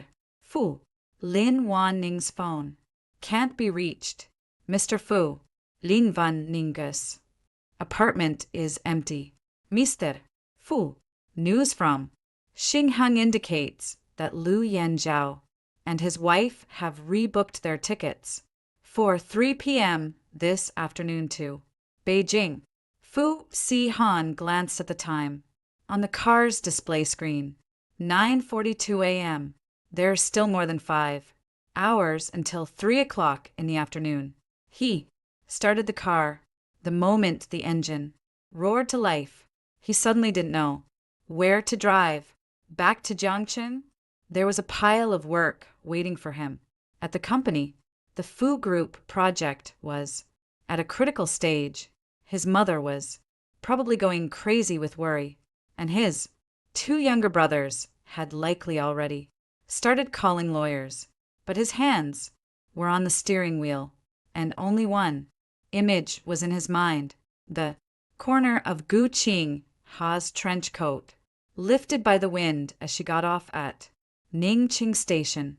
Beige. The cuffs were worn white. She married him 5 years ago, bringing only 2 suitcases, one of which was that trench coat. He never asked her why she only brought those 2 suitcases.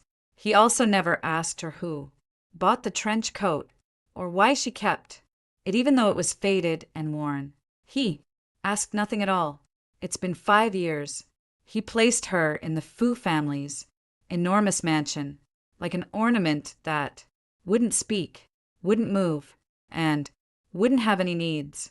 He gave her money, the title of Mrs. Fu, a position that everyone envied, and then told her, you should be content. He never once considered what it was she truly wanted. The car drove out from the private road in front of Xinghang Villa and turned onto the road lined with ginkgo trees. The golden leaves rapidly receded outside the car window, like time itself. Rewinding, he suddenly remembered something. Last winter, one evening he returned home very late, having accompanied Lin Wan Ning to some event. He entered the house at past 1 o'clock in the morning, and the living room light was still on. Gu Qingha was sitting on the sofa with a cake in front of her. A Single candle on it had burned down to the end, its wax dripping onto the cream and solidifying into a small pool of white tears. That was her birthday. He had forgotten. He stood in the entryway, took off his coat, and said, "Still awake?" Gu Qingha glanced at him, then stood up, carried the cake into the kitchen, and threw it into the trash can.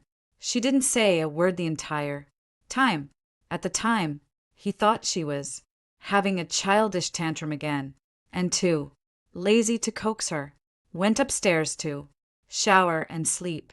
The next morning, she warmed his milk as usual and asked him, as usual, what time he would be back. That day, it was as if nothing had happened.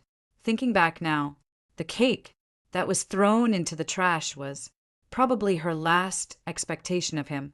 From then on, she never celebrated her birthday in front of him again. Fu si anesse ai suddenly felt a sting. He reached out and pressed the car window button. The window rolled down halfway, and the cold November wind rushed in, stinging his eyes. He didn't roll the window back up, letting the wind slash at his face like a knife. His phone rang. It was the company's landline. He didn't pick up. It rang again. It was Mrs. Fu. He didn't pick up. The third time it rang. He glanced at the screen. It was Lu Yanzhao. He pressed the answer button. President Fu. Lu Yanzhao's voice was still the same. Unhurried composure. Qingha asked me to tell you something. Fu si anesse. Hands tightened on the steering wheel. The words your father said to her in the hospital 5 years ago. She can tell you now. Fu si anesse breticht. Old Master Fu said. Lu Yanzhao's voice was as calm as a frozen lake. Qinghe, I am entrusting both Fu Corporation and Sihan to you. If he treats you well, these things will be his. If he treats you badly, these things will be your knife. The wind rushed in through the car window, making a whooshing sound. Lu Yanzhao's voice cut through the wind, word by word, into Fu Sihan's ears. Mister Fu, your father saw through you 5 years ago. He knew you would fail her. He put the knife in her hand. The call ended. Fu Sihan stopped the car by the roadside. Ginkgo leaves covered the windshield, a sheet of gold that dyed the entire world in autumn colors. He sat in that golden expanse, covering his face with his hands. His shoulders began to first it was slight, then it became increasingly severe. 5 years ago, his father handed over the lifeline of the Fu Corporation to a woman he thought was an outsider. It wasn't because he had lost his mind. It was because he saw things more clearly than anyone else. He knew what kind of person his son was. He knew what kind of person Gu Kinga was. He placed the knife in her hand and told her, if he fails you, use this knife. 5 years passed. Gu Kinga held the knife, clutching it tightly, the blade facing inward towards her palm. For 5 full years, she never used it until today, until the moment he handed her the standing room ticket at the high-speed rail station, then embraced another woman and walked into the business class carriage. She finally turned the blade. Chapter 7. Thunder. When Fu Sihan returned to Ningqing City Center, his phone was finally overwhelmed with messages. He parked his car by the roadside opposite Shinhen headquarters, rolled up the window, and most of the outside noise was shut out. The phone screen was densely packed with unread messages. The red notification count had jumped from a dozen to dozens, finally stopping at 97. He didn't open them because he already knew what was inside. Zhou Cheng's call came in at this moment. Fu Xian answered, put it on speakerphone, and tossed his phone onto the passenger seat. Mister Fu. Zhou Cheng's voice held a panic he'd never heard before, a tone like someone who had just looked over the edge of a cliff. Something has happened. Speak. This morning at 9 o'clock, Shen Hen Group held a press conference. Li Yanzhou personally attended and announced that Shen Hen will fully enter all of Fu's current core business areas. At the press conference, Li Yanzhou publicly revealed a document. Zhou Cheng paused, as if hesitating whether to say the next words. What document? Fu Sahan asked. Fu Corporation's project plan for the next 3 years. The complete version. It includes 7 unannounced overseas projects, a list of all core suppliers in the supply chain, and Zhou Cheng's voice lowered. And the transaction details of Fu Corporation's 4 offshore accounts in the Cayman Islands. Fu Sihan closed his eyes. Those things.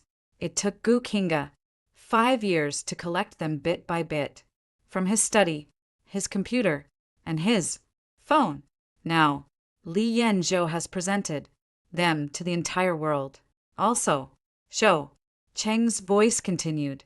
Less than an hour after the press conference ended, the 3 largest clients of Fu Corporation simultaneously sent letters of termination of cooperation.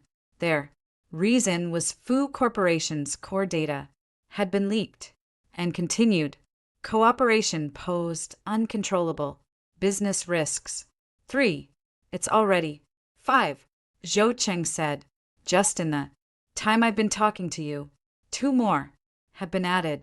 Fu Sihan opened his eyes and looked at the gray-blue building of Hong Shin headquarters. Outside the car window, the sunlight shone on the glass curtain wall, reflecting a large area of dazzling white light, like a knife held upright. What about the stock price? The market opened down 12%, and it's still going down. The CSRC has already called the company asking for a written explanation regarding the information leak. Fu Sihan tapped his fingers twice on the steering wheel. Anything else? Zhou Cheng was silent for 3 seconds. These 3 seconds of silence made Fu Sihan more anxious than anything said before. 1 more thing. Mr. Fu, your mother, and 2 Mr. Fuss, your 2 younger brothers, arrived at the company headquarters at 10 o'clock this morning. They convened the board members and requested what? Requested an extraordinary board meeting to discuss your CEO position. Fu Sihan suddenly let out a laugh. The laugh was short, so short it was as if it had been squeezed out of his throat. It wasn't because he found it amusing, but because he suddenly realized how quickly everything had happened. It had been less than 24 hours since he handed Gu Kinga that standing room ticket. 24 hours. He had gone from being the helmsman of the Fu Group to a man standing on the edge of a cliff, and the one who pushed him over was his own wife. No, not his wife. The woman who was never truly his wife from beginning to end. Zhou Cheng. Yes, President Fu. Let me check one last thing. Go ahead. Gu Kinga came from an orphanage. Investigate her background before she entered the orphanage. Who were her parents and why was she sent there? Money is no object. I need to know. Zhou Cheng acknowledged and hung up the phone. Fu Xian picked up his phone and finally opened the unread messages. At the top were messages from old Mrs. Fu, sent over a dozen in a row, a mix of voice messages and text. He casually clicked on a voice message and the old lady's voice was almost a roar. Fu Xian, what's going on with your father's will? Why does that woman have the original copy? You, get back here immediately. He swiped it away. Here is the news about his eldest brother, Fu Siwen. Brother, you must already know about the board meeting. It's not that I insist on fighting with you. It's that Mom said you're really not suitable to continue in the CEO position given the current situation. If you have any thoughts, let's talk in person when you get back. He crossed it out. Further down is the message from his second brother, Fu Xining, which contains only one sentence. Brother, have you really never considered Gu Kinga as your wife? He looked at the message, his fingers hovering over the screen, frozen. Fu Shining was the youngest of the three Fu sons and the only one who had spoken to Gu Kinga more than 10 sentences last Lunar New Year. Fu Shining returned from abroad for the holidays. At the reunion dinner, as usual, old Mrs. Fu asked Gu Kinga to help in the kitchen and not to sit at the table. Fu Shining stood up and said, if sister-in-law isn't sitting at the table, then I won't eat either. That meal ended with Fu Shining carrying his bowl to the kitchen to eat with Gu Kinga. At the time, Fu Sahan thought his brother was too ignorant, going against the whole family for an outsider.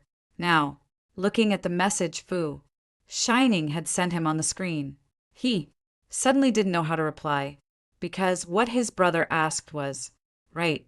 Had he truly never considered Gu Kinga as wife? The answer is yes. Not once in 5 years. He treated her like a burden his father had forced upon him, like an ornament in the Fu family's living room, like a shadow that would never leave. He thought it was enough to give her a place to live, money to spend, and the title of Mrs. Fu. He thought she should be content, grateful, and quietly wait for him every night when he returned home late. He never imagined that she was not a shadow. She is a person who can hurt, cry, and be disappointed. Fu Sihan turned his phone face down and placed it on his lap, no longer looking at it outside the car window. 2 people walked out of the Shenzhen headquarters building. He recognized one of them. Li Yanzhou. The navy blue coat had been replaced by a dark gray suit, his hair meticulously combed, and he looked as if he had stepped off the cover of a business magazine. A man carrying a briefcase, likely an assistant, followed him. Li Yanzhou walked to the main entrance of the building and paused, looking up at the sky. Sunlight fell on his face, and his expression was relaxed, carrying a sense of ease unique to someone after a major battle. Then he lowered his head and glanced in the direction where Fu Sihan had parked. Across the road, through the dark tint of the car window, Li Yanzhou could not possibly see Fu Sihan inside the car. But Fu Sihan had a strong feeling. He knew he was here. Li Yanzhou's lips twitched slightly, not a smile, but a more subtle, almost confirming movement. It was as if he were saying, "You've indeed come." Then he turned and walked toward the parking lot. Fu Sihan's hand was already on the car door handle, about to push it open and get out. But he stopped because he saw another person. The revolving door of Hong Shin headquarters turned again, and a woman walked out. A beige trench coat. Her hair was loosely gathered into a bun at the back of her head, secured with a dark hairpin. A tiny pearl dangled from the end of the hairpin, glinting in the sunlight. It was Gu Kinga. She stood at the entrance of Shenzhen headquarters, the wind blowing slightly lifting the hem of her windbreaker. She didn't reach out to press the doorbell, but merely turned her body slightly, letting the wind pass by her side. This movement made Fu Sihan's heart clench because for the past 5 years she had performed the same gesture countless times at the gate of the Fu family's residence. Whenever he took her to some event, and she stood at the entrance waiting for the car, the wind would lift her clothes, and she would turn her body like this, letting the wind pass. He never got out of the car to shield her from the wind, not even once. Gu Kinga walked over to Li Yanzhou, and the two spoke for a few sentences. Li Yanzhou lowered his head slightly to listen to her, the posture exactly the same as on the Ningqing station platform yesterday. Then Li Yanzhou nodded, and they walked towards the parking lot together. Fu Sihan's phone vibrated. The message was from Li Yanzhou. Mr. Fu, Kinga asked me to tell you that you don't need to investigate her past before entering the orphanage anymore. Your father knew about her background 5 years ago. If you want to know, go ask her father's lawyer. Fu Sihan stared at the message, his pupils contracting slightly. Her background. His father knew. Lawyer. He suddenly remembered someone. Old Master. Fu's private lawyer. Surnamed Chung. Named Chung Shuji. After the Old Master passed away, Lawyer Chung retired and reportedly moved to the countryside in Ningqing. No one knew his exact whereabouts. The Fu family had gone through several legal consultants over the years, none of whom were Chung Shuji. Why did his father give the original will to Gu Kinga? Who exactly is Gu Kinga, besides the instruction about the knife? What else did his father say to Gu Kinga during that hour in the hospital room before he died? These questions buzzed in his mind like a disturbed hornet's nest. Fu Sihan started the car.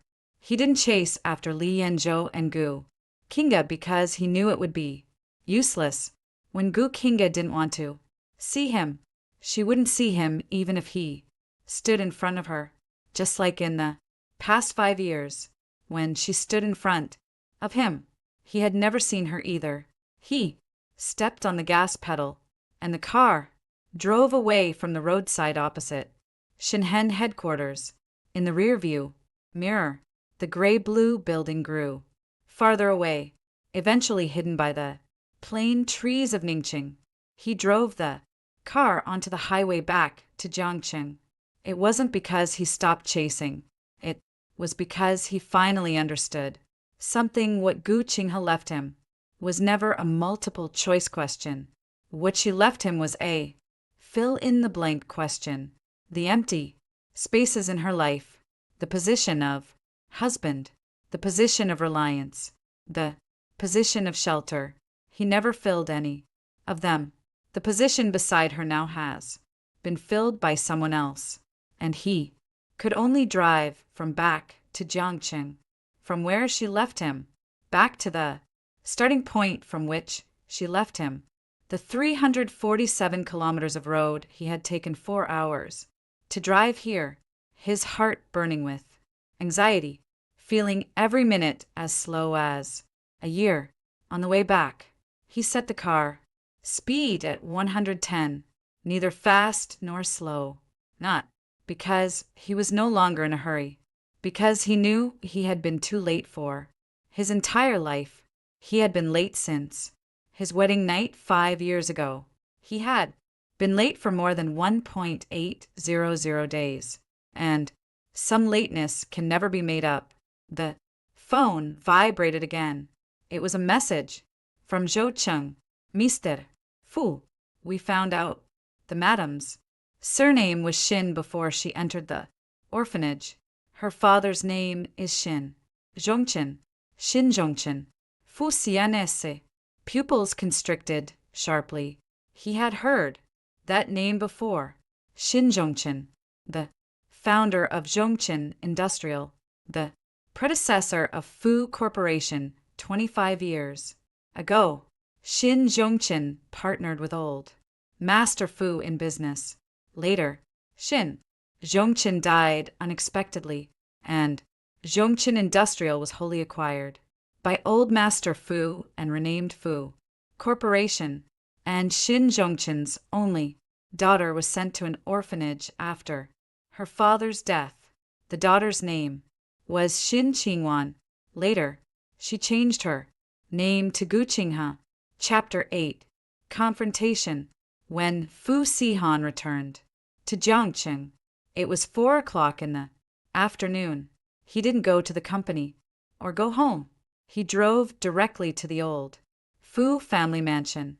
The mansion was located in the eastern suburbs of Jiangqing, a 3-story Western-style house from the Republic of China era, with blue bricks and gray tiles in the courtyard. 2 plain trees, taller than the house, were planted when Old Master Fu was alive. Every autumn when the plane tree leaves fell, he would personally sweep the courtyard clean with a bamboo broom. After the old master passed away, no one had swept it since. The fallen leaves piled up in the courtyard, a thick layer, rustling with each step. Fu Sihan pushed open the iron gate of the old mansion and walked in. In the main hall, old Mrs. Fu was sitting on a rosewood sofa. Seeing him enter, she placed her teacup down on the table, heavily, making a crisp sound. "You still remember to come back?"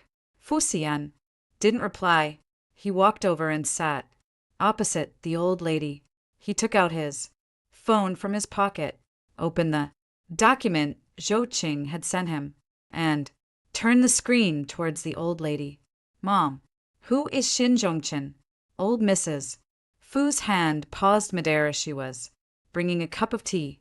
The pause was brief, so short that most people wouldn't have noticed. But Fu Xian did. He saw his mother's fingers tighten slightly, her fingertips pressing against the porcelain cup so hard that her knuckles turned white. "Why are you asking about this?"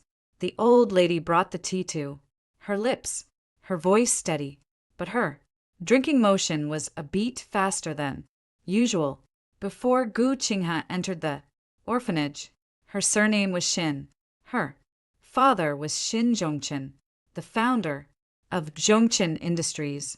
Fu Xian said, word by word, 25 years ago, Shin Zhongchen died unexpectedly. His company was wholly acquired by Fu Corporation, and his daughter was sent to an orphanage. 20 years later, my father found this girl and married her to me. The old woman put down her teacup. She did it so gently that no sound was made, but Fu Sihan knew that the lighter she set it down, the more her hands were trembling. "Who told you? Does it matter?" The old woman was silent for a long time. The paulownia leaves outside the window were blown down by the wind, drifting past the glass pane, one after another, like some kind of silent countdown. "Your father did many things in his life that I didn't agree with." The old woman finally spoke, her voice much lower than before. "Calling you back from abroad to marry that woman was the last and most absurd thing he did. So what happened with Shin Zhongchen is true?" The old woman did not deny it. 25 years ago, Shin Zhongchen and your father partnered to start a company. The two had grown up together since childhood, closer than sworn brothers. Later, as the company grew, your father wanted to expand, but Shin Zhongchen disagreed, saying that taking too big a step could lead to problems. The two argued many times over this matter. The old woman's finger traced the surface of the tea table, as if drawing invisible patterns. Then, one night, Shin Jongchun was driving out of town for a business negotiation when he was involved in a car accident on the highway. He died at the scene. Fu siane se jotaitend. After he died, the company was without leadership. Your father stepped up to take charge, reorganized Jongchun Industries, and renamed it Fu Group. Shin Jongchun's shares were handled according to the company law at the time, and most of them were acquired by your father. The old woman's voice grew softer. As for his daughter, she was only 3 years old that year. Shin Jongchun's wife had divorced him years earlier, and her whereabouts were unknown. The child had no other relatives. Your father said he would send her to an orphanage and bring her back when she grew up. Did he bring her back? The old lady did not answer. I'm asking you, did you bring her back? Fu Sihan's voice suddenly rose. I did, the old lady said. I brought her back 20 years ago. Brought her back to marry you. The main hall was as quiet as an ice cellar. Fu Sihan leaned back in his chair, staring at the crystal chandelier on the ceiling. The old man had installed the lamp before he passed, saying the old house was too dark and needed more light. The lamp was still lit, but the person who installed it was gone. The arrangement he left behind, much like this lamp, illuminated everyone clearly. So from beginning to end, she was arranged. Fu Sian Said, his voice hoarse, sent to an orphanage at 3, brought back at 23 to marry me. Not a single thing in her life was her own choice. Your father did it for her own good. For her own good? Fu Sian suddenly laughed, the sound echoing in the empty main hall like something shattering. Marrying her to a man who never even looked her in the eye was for her own good. Letting her be a nobody in the Fu family for 5 years was for her own good. Letting her spend one spring festival after another under all your cold stares was for her own good. The old woman's face changed. Fu Sian, get it straight. You agreed to marry her yourself back then. No one held a knife to your throat. Yes, I agreed. Fu Sian stood up, placed his hands on the tea table, leaned forward, and looked at his mother. I agreed. And then I spent 5 years telling her she was nothing in my eyes. You spent 5 years telling her she was nothing in the Fu family. Now she's gone. Gone with the knife my father left her. When that knife fell, it didn't just strike me. It struck the entire Fu family. The old woman's hands began to tremble. It wasn't out of anger. It was because every word Fu Sihan spoke was true. Where is she now? The old lady asked. Ningqing, with Lu Yan Zhao. The old lady was silent for a few seconds, then said something that caught Fu Sihan by surprise. Then let her stay in Ningqing. Fu Sian will stand. Mom, what did you say? I say, let her stay in Ningqing. The old woman raised her head, her eyes showing a weariness that Fu Sihan had never seen before. Your father owes the Shin family a debt he can never repay. If she destroys Fu Corporation, consider it settling the debt. Settling the debt? Mother, Fu Corporation is father's life's work. Fu Corporation was built by your father and Shin Zhongchun's blood. The old woman's voice suddenly exploded, like a thunderclap that had been suppressed for 25 years, finally striking. The main hall was deathly silent. Wudong leaves fell on the windowsill, one on top of another, rustling softly. The old lady covered her face with her hands. Her shoulders trembled, first slightly, then more violently. Fu Xian stood there, watching his mother, the woman who had been the undisputed matriarch of the Fu family for half a century, break down in front of him for the first time. Your father said one thing to me before he died. The old lady's voice leaked out from between her fingers, muffled, as if through a thick layer. He said his greatest regret in this life was not stopping Shin Zhongchen from getting into that car back then. He said he knew the weather was bad that night. He knew the brakes on Shin Zhongchen's car were faulty, yet he still let him go. Fu, si Hanesa pupils contracta. Sharply, the brakes had a problem. The old woman's hands moved away from her face. Her eyes were red, but there were no tears. Her tears had probably dried up 25 years ago. Your father drove Shin Zhongchen's car that afternoon and found the brakes felt a bit soft. He originally intended to tell Shin Zhongchen, but the two had just argued about the company's expansion, and your father was upset, so he didn't say anything. That evening, Shin Zhongchen was driving out of town when the brakes failed on the highway, and he crashed into the guardrail. The old woman's voice was terrifyingly calm, as if she were reading an old newspaper that had nothing to do with her.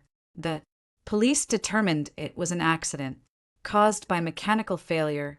Only your father knew it wasn't an accident. It was the words he never spoke. Fu Sihan's mind went blank. 25 years. His father kept the secret for 25 years. Then, in the last year of his life, he found Shin Zhongchen's daughter, took her from the orphanage, married her to his own son, and handed over the Fu clan's lifeline to her. That was not a gift. It was atonement, to use the entire Fu family to redeem a sentence that was not spoken 25 years ago. So, when your father handed her the will, I didn't say a word, the old woman said, looking up at Fu Sihan, because I knew it was something your father owed the Shin family. He couldn't repay it, so he made the Fu family pay. You can't repay it, so Gu Qinghe will have to take it herself. Fu Sahuan took a step back and another step back.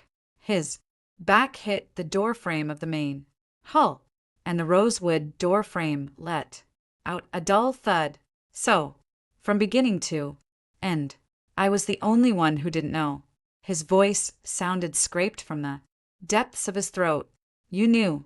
Dad knew. Even Gu Qinghe herself knew. You all knew she was here to collect a debt, and only I, like an idiot, thought she was an accessory to my Fu Sahuan. The old lady didn't speak. Fu Sahuan turned and walked out of the main hall. The leaves of the phoenix tree fell all over him. He walked to the door of the old house, and his phone vibrated. It wasn't Qiao Qing. It wasn't Lian Xiao. It was Gu Qinghe. The screen displayed only one line of text from a number he had saved for 5 years, always noted as Gu Qinghe. Tomorrow afternoon at 3 o'clock. Ningqing. Xian Hall. I'll be waiting for you. Xian Hall, the largest traditional Chinese medicine shop in Ningqing, located on Ningqing's old street, has a history of nearly 100 years. Fu Sahuan stared at these 3 words, his heart pounding violently, because he knew whose property Xiantang was. The Shun family's. 25 years ago, in addition to Zhongxin Industries, Shin Zhongxin also opened a Xian Hall. After Shin Zhongxin's death, Zhongxin Industries was acquired by the Fu family, but Xian Hall was kept and managed by an old shopkeeper. Gu Qinghe arranged to meet him at Xian Hall on the Shin family's turf. On her turf. Fu Sahuan put his phone in his pocket and walked out of the main gate. of the old house. The plane tree leaves fell to the ground behind him, golden, yellow, like countless tiny, silent, copper coins. He got in the car, started the engine, and drove away from the eastern suburbs. In the rearview mirror, the blue bricks and gray tiles of the old house receded further and further, finally swallowed by the twilight of Jiangqing. From Jiangqing to Ningqing, 347 kilometers. He drove for 4 hours yesterday to see her, and then drove 4 hours back now. He's going to drive another 4 hours to see her. It's not because he can't let go. It's because he finally understands he wasn't going to chase after a runaway wife. He was going to meet a creditor who had waited 25 years. As night fell, Fu Sahuan's car merged onto the highway. The headlights illuminated the road ahead, dashed lines receding one after another. He accelerated to 120 kilometers per hour, the wind outside intensifying, roaring like many voices speaking in his ears. He recalled that night 5 years ago. After the wedding reception, he and Gu Qing has sat in the back seat of the wedding car, separated by the armrest. She wore an ill-fitting red dress for toasting, her head bowed, her hands clasped on her knees, her fingers twisting the hem of her dress. At the time, he thought, this woman is really uncultured. Now, he knows she wasn't uncultured. She was nervous, 23 years old, brought out of an orphanage to marry a man she had never met. She was so nervous she didn't know where to put her hands. He didn't even say a word. Don't be nervous. He said nothing at all. Fu Sahuan gripped the steering wheel tighter. The navigation showed that Ningqing was still 200 kilometers away. He stepped on the accelerator, and the car sped up to 130. The night outside the window was as thick as ink, and the highway was like an endless black river, carrying his car forward.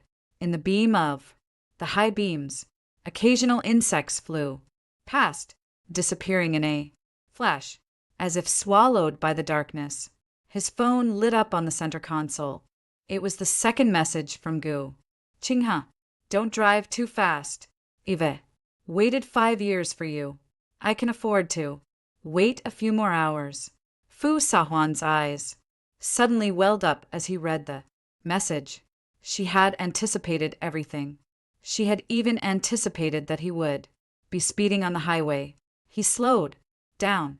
102, 101, 100. The wind outside quieted. The fields on either side of the highway blurred into a hazy gray in the darkness, with the occasional flash of a farmhouse light, warm and orange, like the only certainty in the night. 150 chilometri to Ningqing. Fu Sahuan rolled down the car window a crack. The November night wind rushed in, so cold it made him shiver, but he didn't close it. He needed this chill, needed it to jolt him out of 5 years of numbness. He had thought about it the entire way. He thought about the milk she warmed for him every morning, the lamp she left on in the entryway whenever he returned home late, the hangover soup she cooked for him on countless drunken nights, and the demure way she carried herself in front of everyone in the Fu family. He thought that was submission. Now he knows that's how she waited. She was waiting for him to return what he owed her, bit by bit, and he hadn't returned a single cent. From beginning to end, navigation indicates that you are approaching Ningqing toll station. You have arrived at Ningqing. Chapter 9. The Truth. The bluestone slab road of Ningqing's old street had been polished to a shine by the years. The shops on both sides were old, the paint on their signs peeling and falling off. revealing an even older layer underneath. Xian Hall was located in the deepest part of the old street. Its storefront was not large, and a black ebony plaque hung under the eaves. The words Xian Hall on it were in Talio, carved, and the paint had faded to a dark gold. Fu Sahuan arrived at 2:50 p.m. He was 10 minutes early. The door to Xian Tang was half open, and the smell of Chinese herbal medicine drifted out, bitter yet sweet, like a long-forgotten memory. He pushed the door open and walked in. Behind the wooden counter sat an old man with white hair, wearing reading glasses and using a small scale to weigh herbs. "Who are you looking for?" the old man asked. Looking up, his reading glasses had slid down to the tip of his nose, and he peered over the frames. "I'm looking for, he's waiting for me," a voice came from inside. Fu Sahuan looked towards the sound and saw a person standing at the back entrance of the Xian Hall. A beige trench coat hung on the coat rack by the door. She wore a smoky gray thin sweater, her hair still pinned with that pearl hairpin, and she stood bathed in the light filtering through the back hall's window like an old painting in a frame. Gu Qinghe. She seemed to have lost more weight than when he saw her at the entrance of Xinghong's headquarters yesterday. The lines of her jaw were sharper, and a small shadow fell into the hollow of her collarbone. But the way she looked at him was different. It wasn't the downcast, evasive gaze from before, but a direct, calm gaze devoid of any expectation. It was like looking at an old acquaintance who had finally walked up to her. "Come in and sit," Gu Qinghe said, shifting slightly to the side. Fu Sawan followed her into the back hall. The back hall was more spacious than the front, with an old-fashioned octagonal table in the center, on which sat a set of purple clivare. On the wall hung a black and white photograph of a man in his 30s, wearing a Zhongshan suit, with gentle eyes and a slight smile. Fu Sahuan stopped in front of the photograph. He recognized it. Shun Zhongxin, Gu Qinghe's father. "Sit," Gu Qinghe said, taking a seat on one side of the octagonal table and picking up the purple clay teapot to make tea. Her movements were slow, from washing the cups, adding the tea leaves, pouring the water, to steeping the tea. Each step was performed with unhurried precision, as if she had done this countless times before. Fu Sahuan sat down opposite her. 2 cups of tea were poured. She pushed one towards him. The tea liquid was amber-colored, and steam rose from it in wisps. Fu Sahuan picked up his teacup, but didn't drink. The warmth of the tea seeped through the ceramic to his palm. Hot, yet he didn't set it down. "You asked me to meet you here," he said. "What did you want to tell me?" Gu Qinghe picked up her own teacup, took a sip, and set it down. Then she raised her head and looked at the photograph on the wall. 25 years ago, my father walked out of here, got into a car, and never came back. Her voice was so soft, as faint as the scent of traditional Chinese medicine in the room, a lingering presence that was everywhere and nowhere. "That afternoon, he and your father had tea at this table. Your father drove my father's car and discovered a problem with the brakes, but he didn't say anything. The two had just argued about the company's expansion, and he was angry, so he swallowed those words." Gu Qinghe's gaze shifted from the photograph to Fu Sahuan's face. "That evening, my father drove out of town to discuss a project. The brakes failed on the highway, and the car crashed into the guardrail. She picked up the teacup and took another sip, her movements as calm as if she were recounting someone else's story. I was 3 years old. That year, my mother divorced my father when I was 1 and disappeared. After my father died, I had no other relatives. Your father stepped in to handle the funeral arrangements, then restructured Zhongxin Industries, renaming it Fu Group. As for me, I was sent to an orphanage. Fu Sahuan's grip on the teacup tightened. The tea sloshed, almost spilling. You stayed in the orphanage for 20 years. 20 years. Gu. Qinghe nodded. From 3 to 23. The beds in the orphanage were bunk beds, and I slept on the bottom. 1. 7 different children slept on the top bunk. Some were adopted, and some left when they turned 18. I never left. It wasn't that no one wanted to adopt me. It was that I didn't want to go. Why? Gu Qinghe glanced at him. Her eyes so faint they showed almost no emotion. Because I was waiting. Waiting for what? Waiting for your father to pick me up. The back hall was so quiet that only the sound of water gently boiling in the teapot could be heard. When I was sent to the orphanage at the age of 3, your father knelt down and said something to me. He said, Qinghe, Uncle Fu will come to pick you up when he's finished dealing with things outside. Gu Qinghe's lips twitched slightly. Not a smile, but something more complex than a smile. I believed him. I waited for a year, 2 years, 3 years. Every time the orphanage door opened, I thought it was him. Later, I stopped waiting.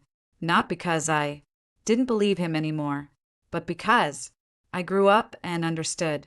She put down her teacup, her fingers tracing the rim slowly. Understood that he wouldn't. Come. Understood why Zhongxin Industries became Fu Corporation. Understood why my father's car's brakes failed.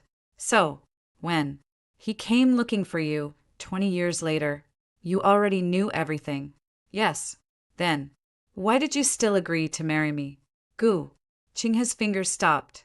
She raised her head and looked into Fu Sahan's eyes. This was the first time she had met his gaze directly since getting off the train in Ningqin yesterday. Because I want to witness the downfall of the Fu family with my own eyes. The voice was not loud, but every word was like a nail driven into Fu Sahan's chest. When your father came to me, he was already in the late stage of lung cancer.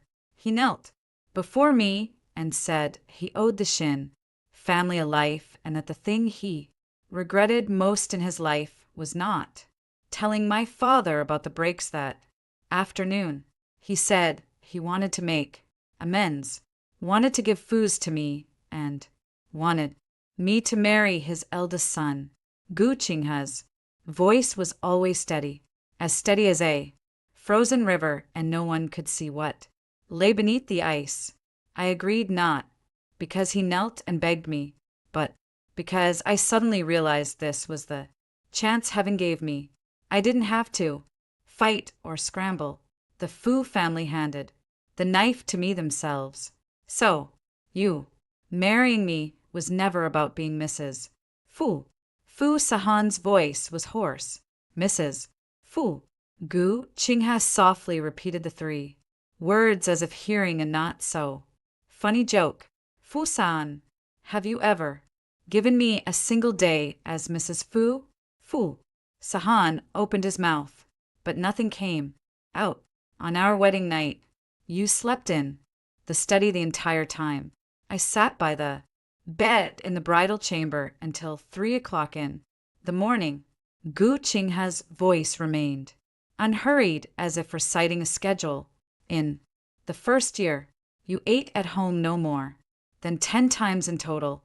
In the second year, your mother asked me to serve tea to all the elders at the anniversary banquet. I walked for 40 minutes with the tea tray, my feet blistered, and not a single person offered me a seat. In the third year, your sister got married. After the family photo was taken, your mother asked the photographer to retake it and had me removed. She said outsiders shouldn't be in the frame. Fu saanesse. Hands began to tremble, not the backs of his hands, but his fingertips. It started from the tips and spread bit by bit to his entire palms. In the fourth year, you started bringing Lin Wan Ning to various events. At the company's annual party, you danced with her, her arm around your waist. I stood in the corner, watching, holding a glass of orange juice. You didn't look at me once from beginning to end. Gu Qinghe picked up the teapot and refilled Fu Sahan's cup. The amber liquid poured in and steam rose again. The fifth year, which was the day before yesterday, you bought me a standing ticket and made me stand for 3 hours in the connecting area of carriage 03 while you and she sat in the business class compartment drinking coffee. She put down the teapot and clasped her hands on her knees. Fu Sahan, I've kept account of the past 5 years day by day. Every single item is recorded here. She raised her right hand and pointed to her chest. Your father gave me the knife and I've held it for 5 years. The blade always pointed at myself because I was waiting. Waiting for what? Waiting for a reason. That would make me feel your Fu family doesn't deserve to be forgiven. Fu Sahan's throat felt like it was blocked by a stone. The day before yesterday at Ning Chin Station, when you handed me the standing ticket, Lin Wan Ning was standing behind you and smiling. The smile was very faint, but I heard it. Gu Qinghe's voice finally had a slight fluctuation, very subtle, like the first crack on the ice surface. At that moment, I suddenly felt enough. 5 years. It's enough.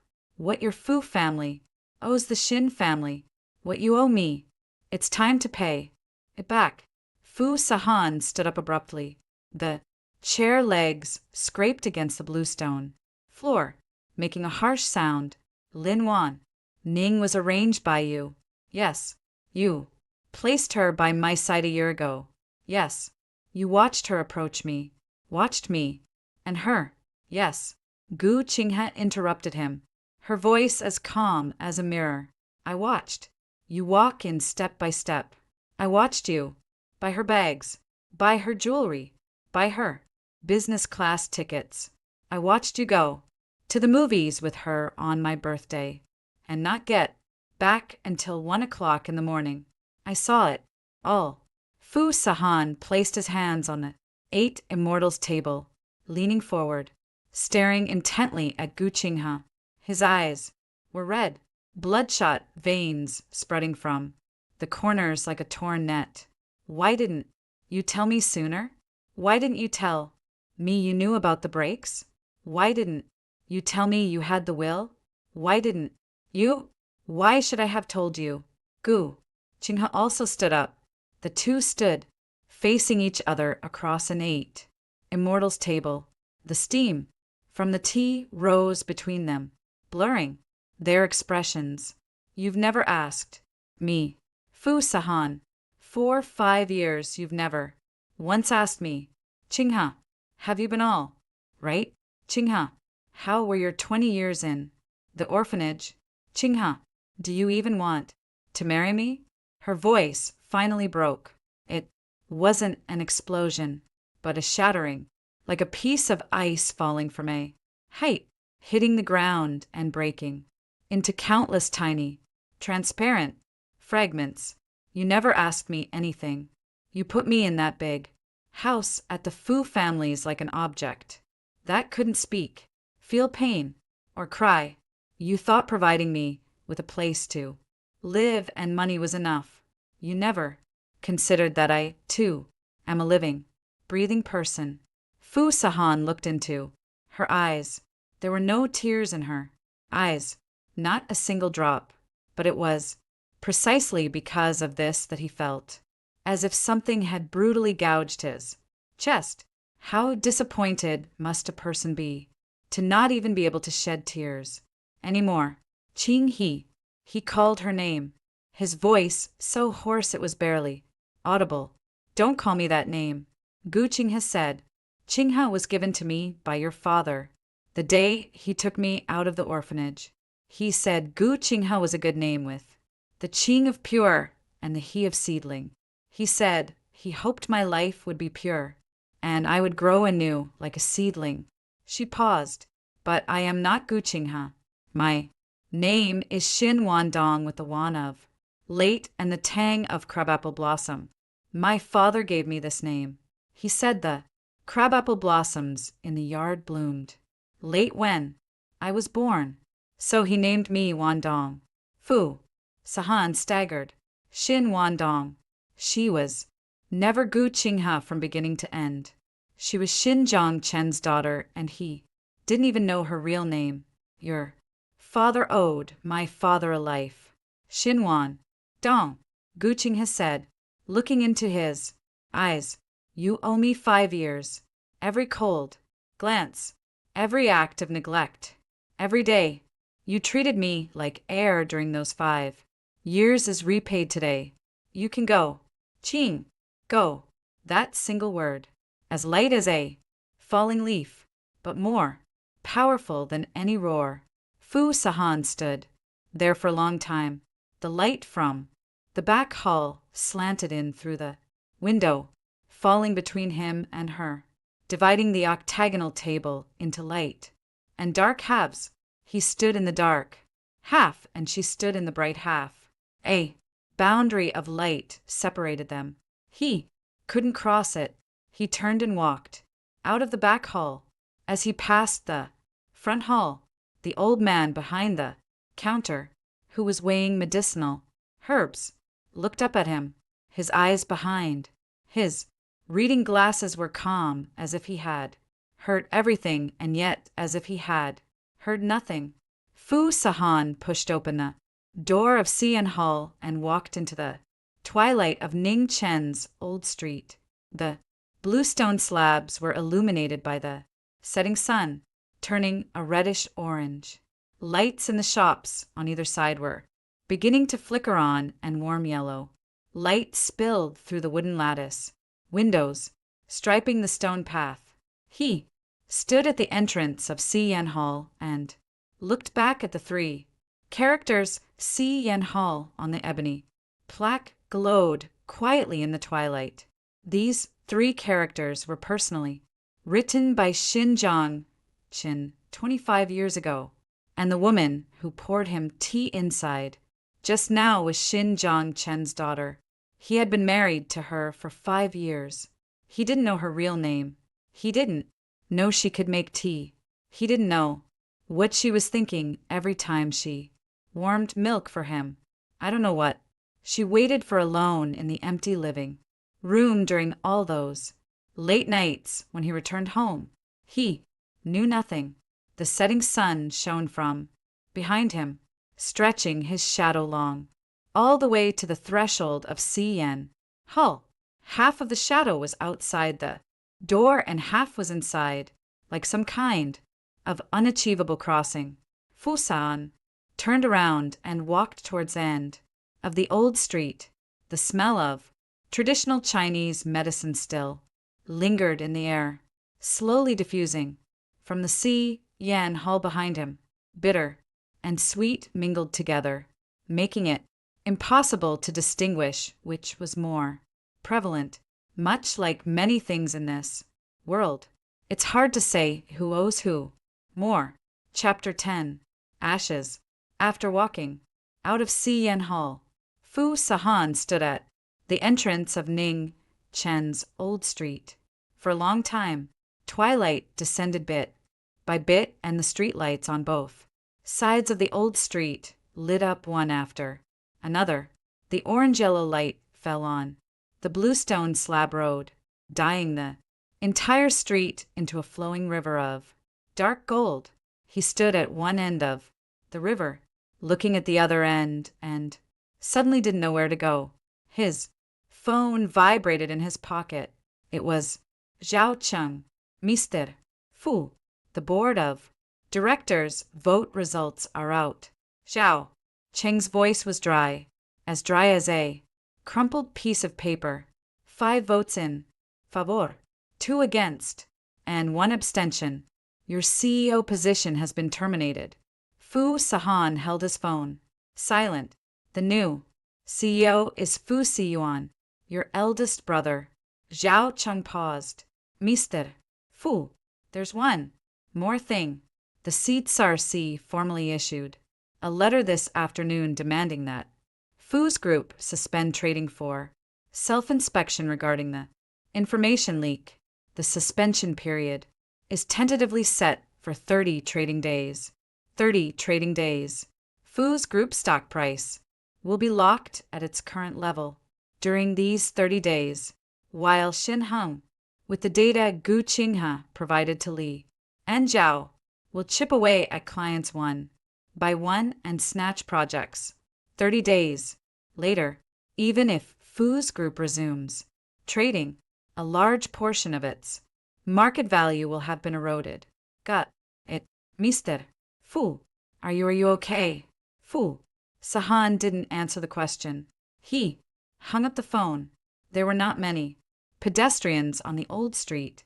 Occasionally, 1 or 2 electric scooters drove past on the bluestone road, their tires rumbling over the gaps between the stones with a gullu-gullu sound. An old man selling sugar-roasted chestnuts pushed his cart past him. The chestnuts tumbled in the black iron sand, making a walla walla sound, and the sweet cloying aroma of caramel filled the twilight. He remembered that Gu Qinghe liked to eat chestnuts every autumn when the plane tree leaves in the courtyard of the Fu family's old house began to fall. She would go to the chestnut shop at the street corner and buy a bag of candied chestnuts. She would peel chestnuts slowly, first tracing a circle along the seam of the chestnut shell with her fingernail, and then gently, little by little, peeling off the shell to reveal the golden chestnut meat inside. He had never helped her peel them, not even once. Fu Sihuan turned and walked back along the old street. Xian Tang's lights were still on. Warm, yellow light emanated from the wooden lattice windows beneath the ebony plaque, mingling with the bittersweet scent of Chinese herbal medicine and drifting out into the street. He stood outside the window, not going in.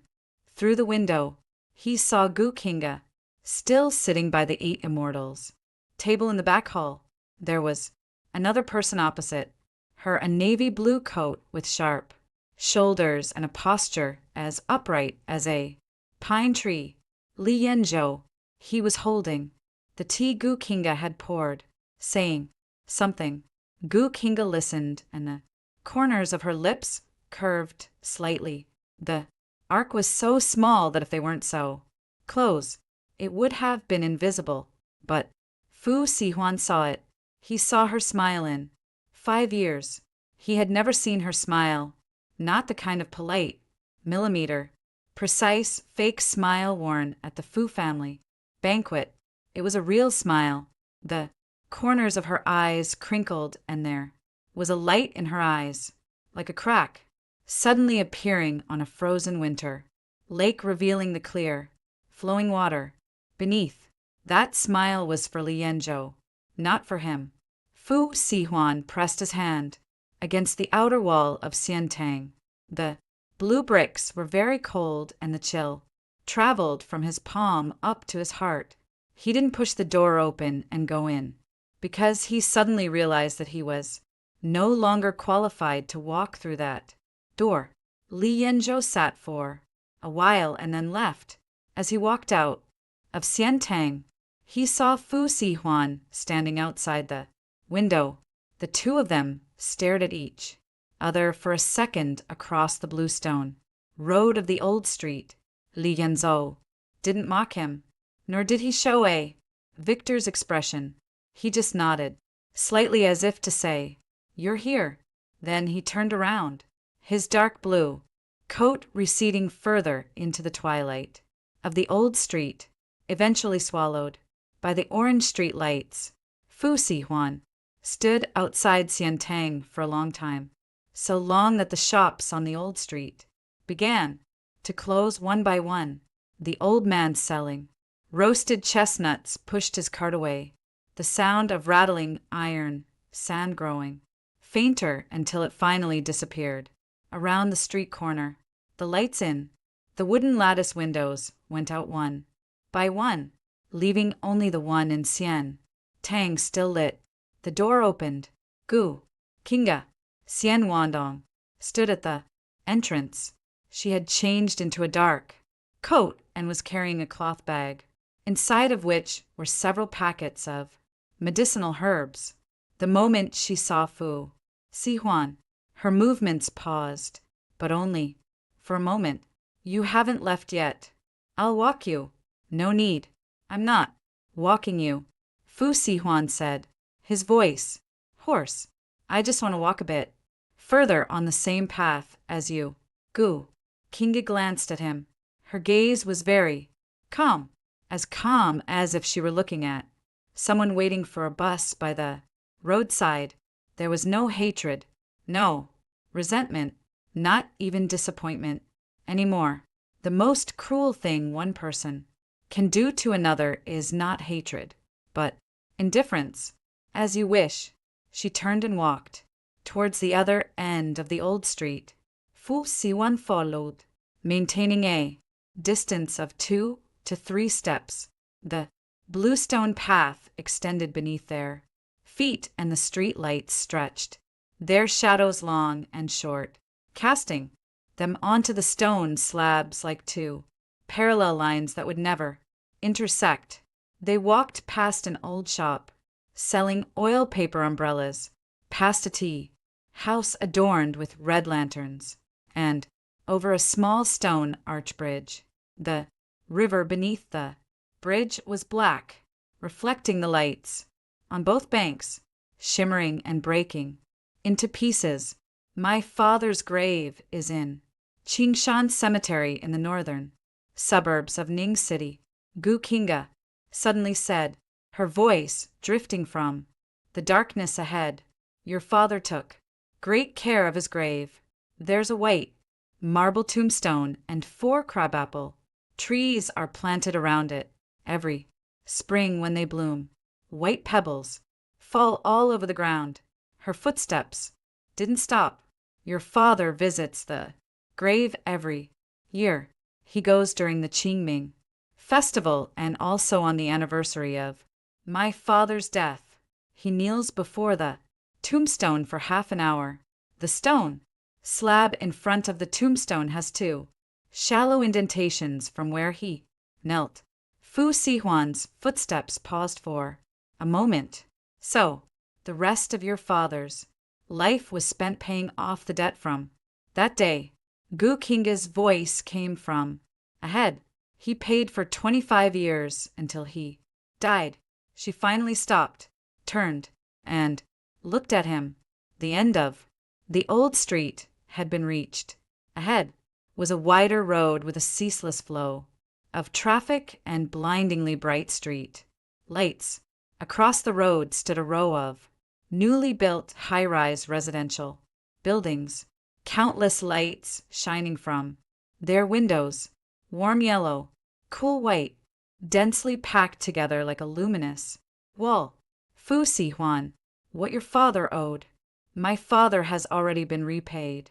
He repaid it with 25 years, with the guilt of the rest of his life, and with the entire Fu group." Gu Kinga looked at him, the lamplight falling on her face, making her expression very clear. "But what you owe me, I've decided not to pursue anymore." Fu Sihuan's chest felt as if it had been violently struck. not pursue it. Anymore. Not anymore. You can't repay it. Even if you give me back the Fu group. Even if you kneel for me in the old Fu family mansion. Even if you spend the rest of your life doing so. You still can't repay it because some things aren't meant to be repaid. They are meant to be remembered. The wind blew, scattering the scent of medicinal herbs from the cloth bag in her hand. Bitter, sweet, all mixed together, dispersed in the night breeze. So, I don't want it anymore. You can go. From now on. You are Fu Si Huan and I am Xian Wandong. We owe each other nothing. After she finished speaking, she turned and walked across the road. Fu Si Huan stood in place, watching her cross the zebra. Crossing, her dark coat puffed slightly in the night wind, and the street lights cast her shadow onto the white stripes of the zebra crossing. As she stepped over them, one by one, he suddenly shouted, "Xian Wandong." She paused, just for a moment, then continued to walk forward.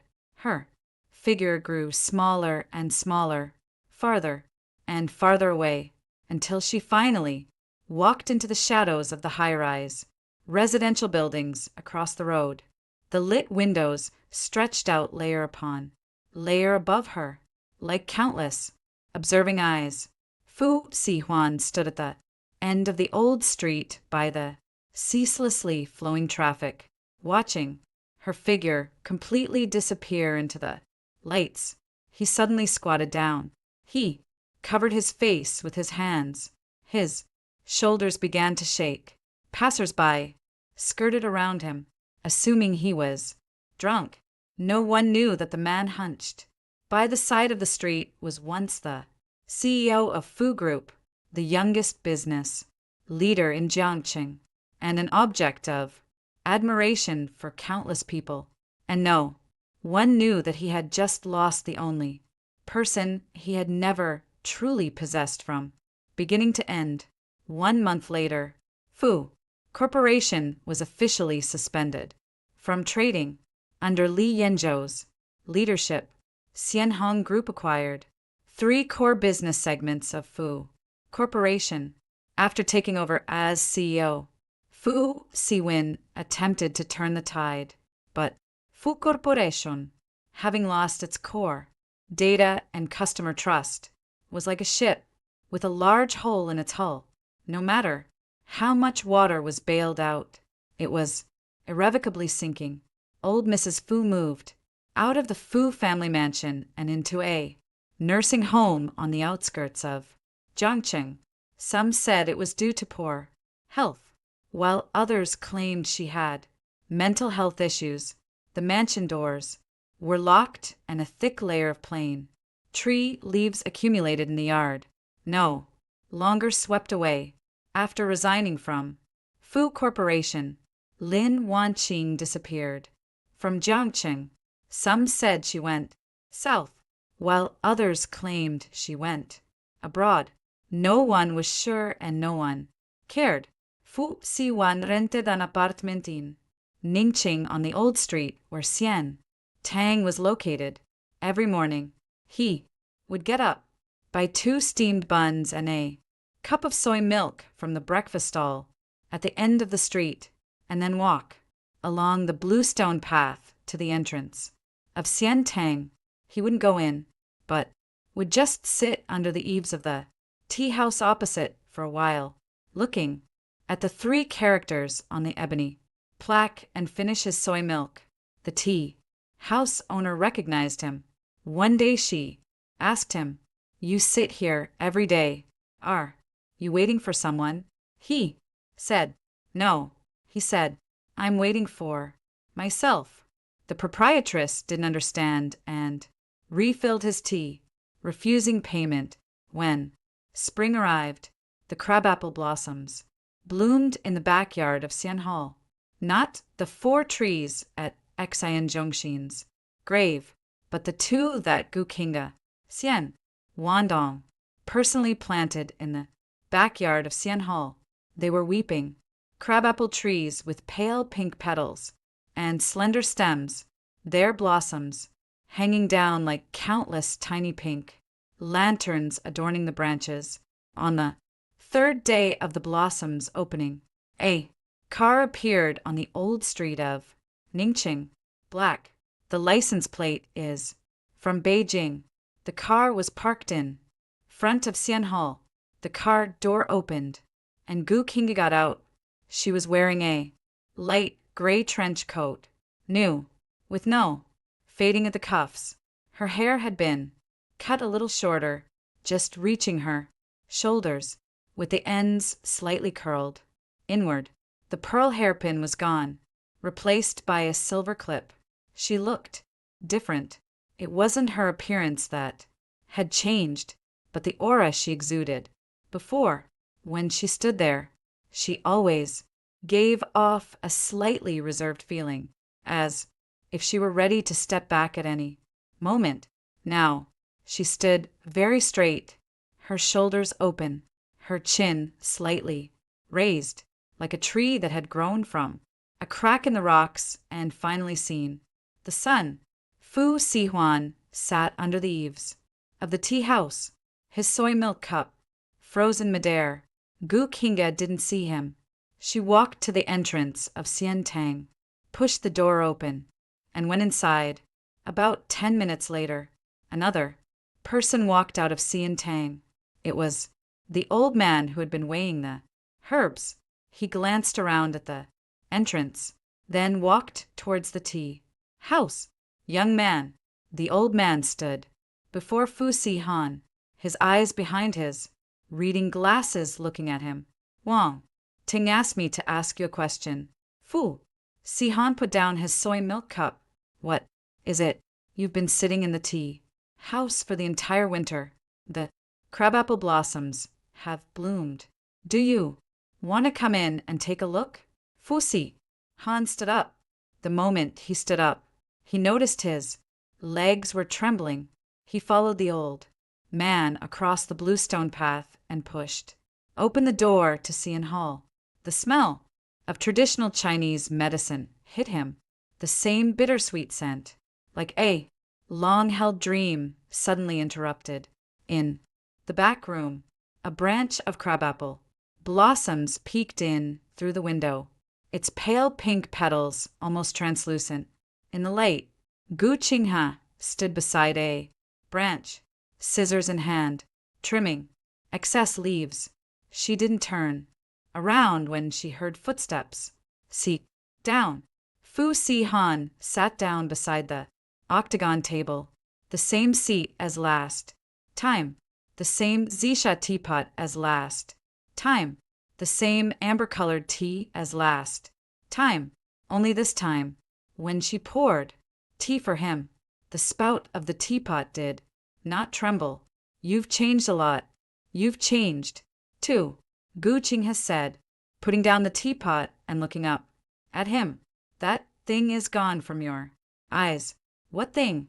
That thing that makes you think you'll never lose anything. Fu Xian fell silent. Outside the window, a gust of wind blew by, causing the begonia branches to sway gently. A few petals fell, drifting onto the windowsill. I'm here to say goodbye to you today, Gu Qing has said. Lian Zhou helped me register a new company in the capital, Xian's. It's in traditional Chinese medicine, starting from Xian Hall and growing slowly. I'll be moving to the capital next month. Fu Xian's hand, holding the teacup, tightened slightly. Then he nodded. Okay, don't you have anything to say? Fu Sihan looked at her for a long time. Magnolia petals from outside the window were blown in by the wind and fell on her shoulders, which she didn't brush away. I do, he said. Congratulations, Xian Wandong. Something flickered in Gu Qinghe's eyes. Very quickly, so fast it was almost imperceptible, but the fingertips of the hand holding the tea trembled slightly. Thank you. Fu Sihan finished the tea, in his cup and stood up. When he reached the back hall door, he paused. In the future, when the begonia flowers bloom at Cian Hall, can I still come to see them? There was a few seconds of silence behind him. Whatever you want. It was the exact same tone as when she had said those two words on the old street that night. But this time, Fusi Han heard something different. Those two words no longer contained hatred. It was no longer calm.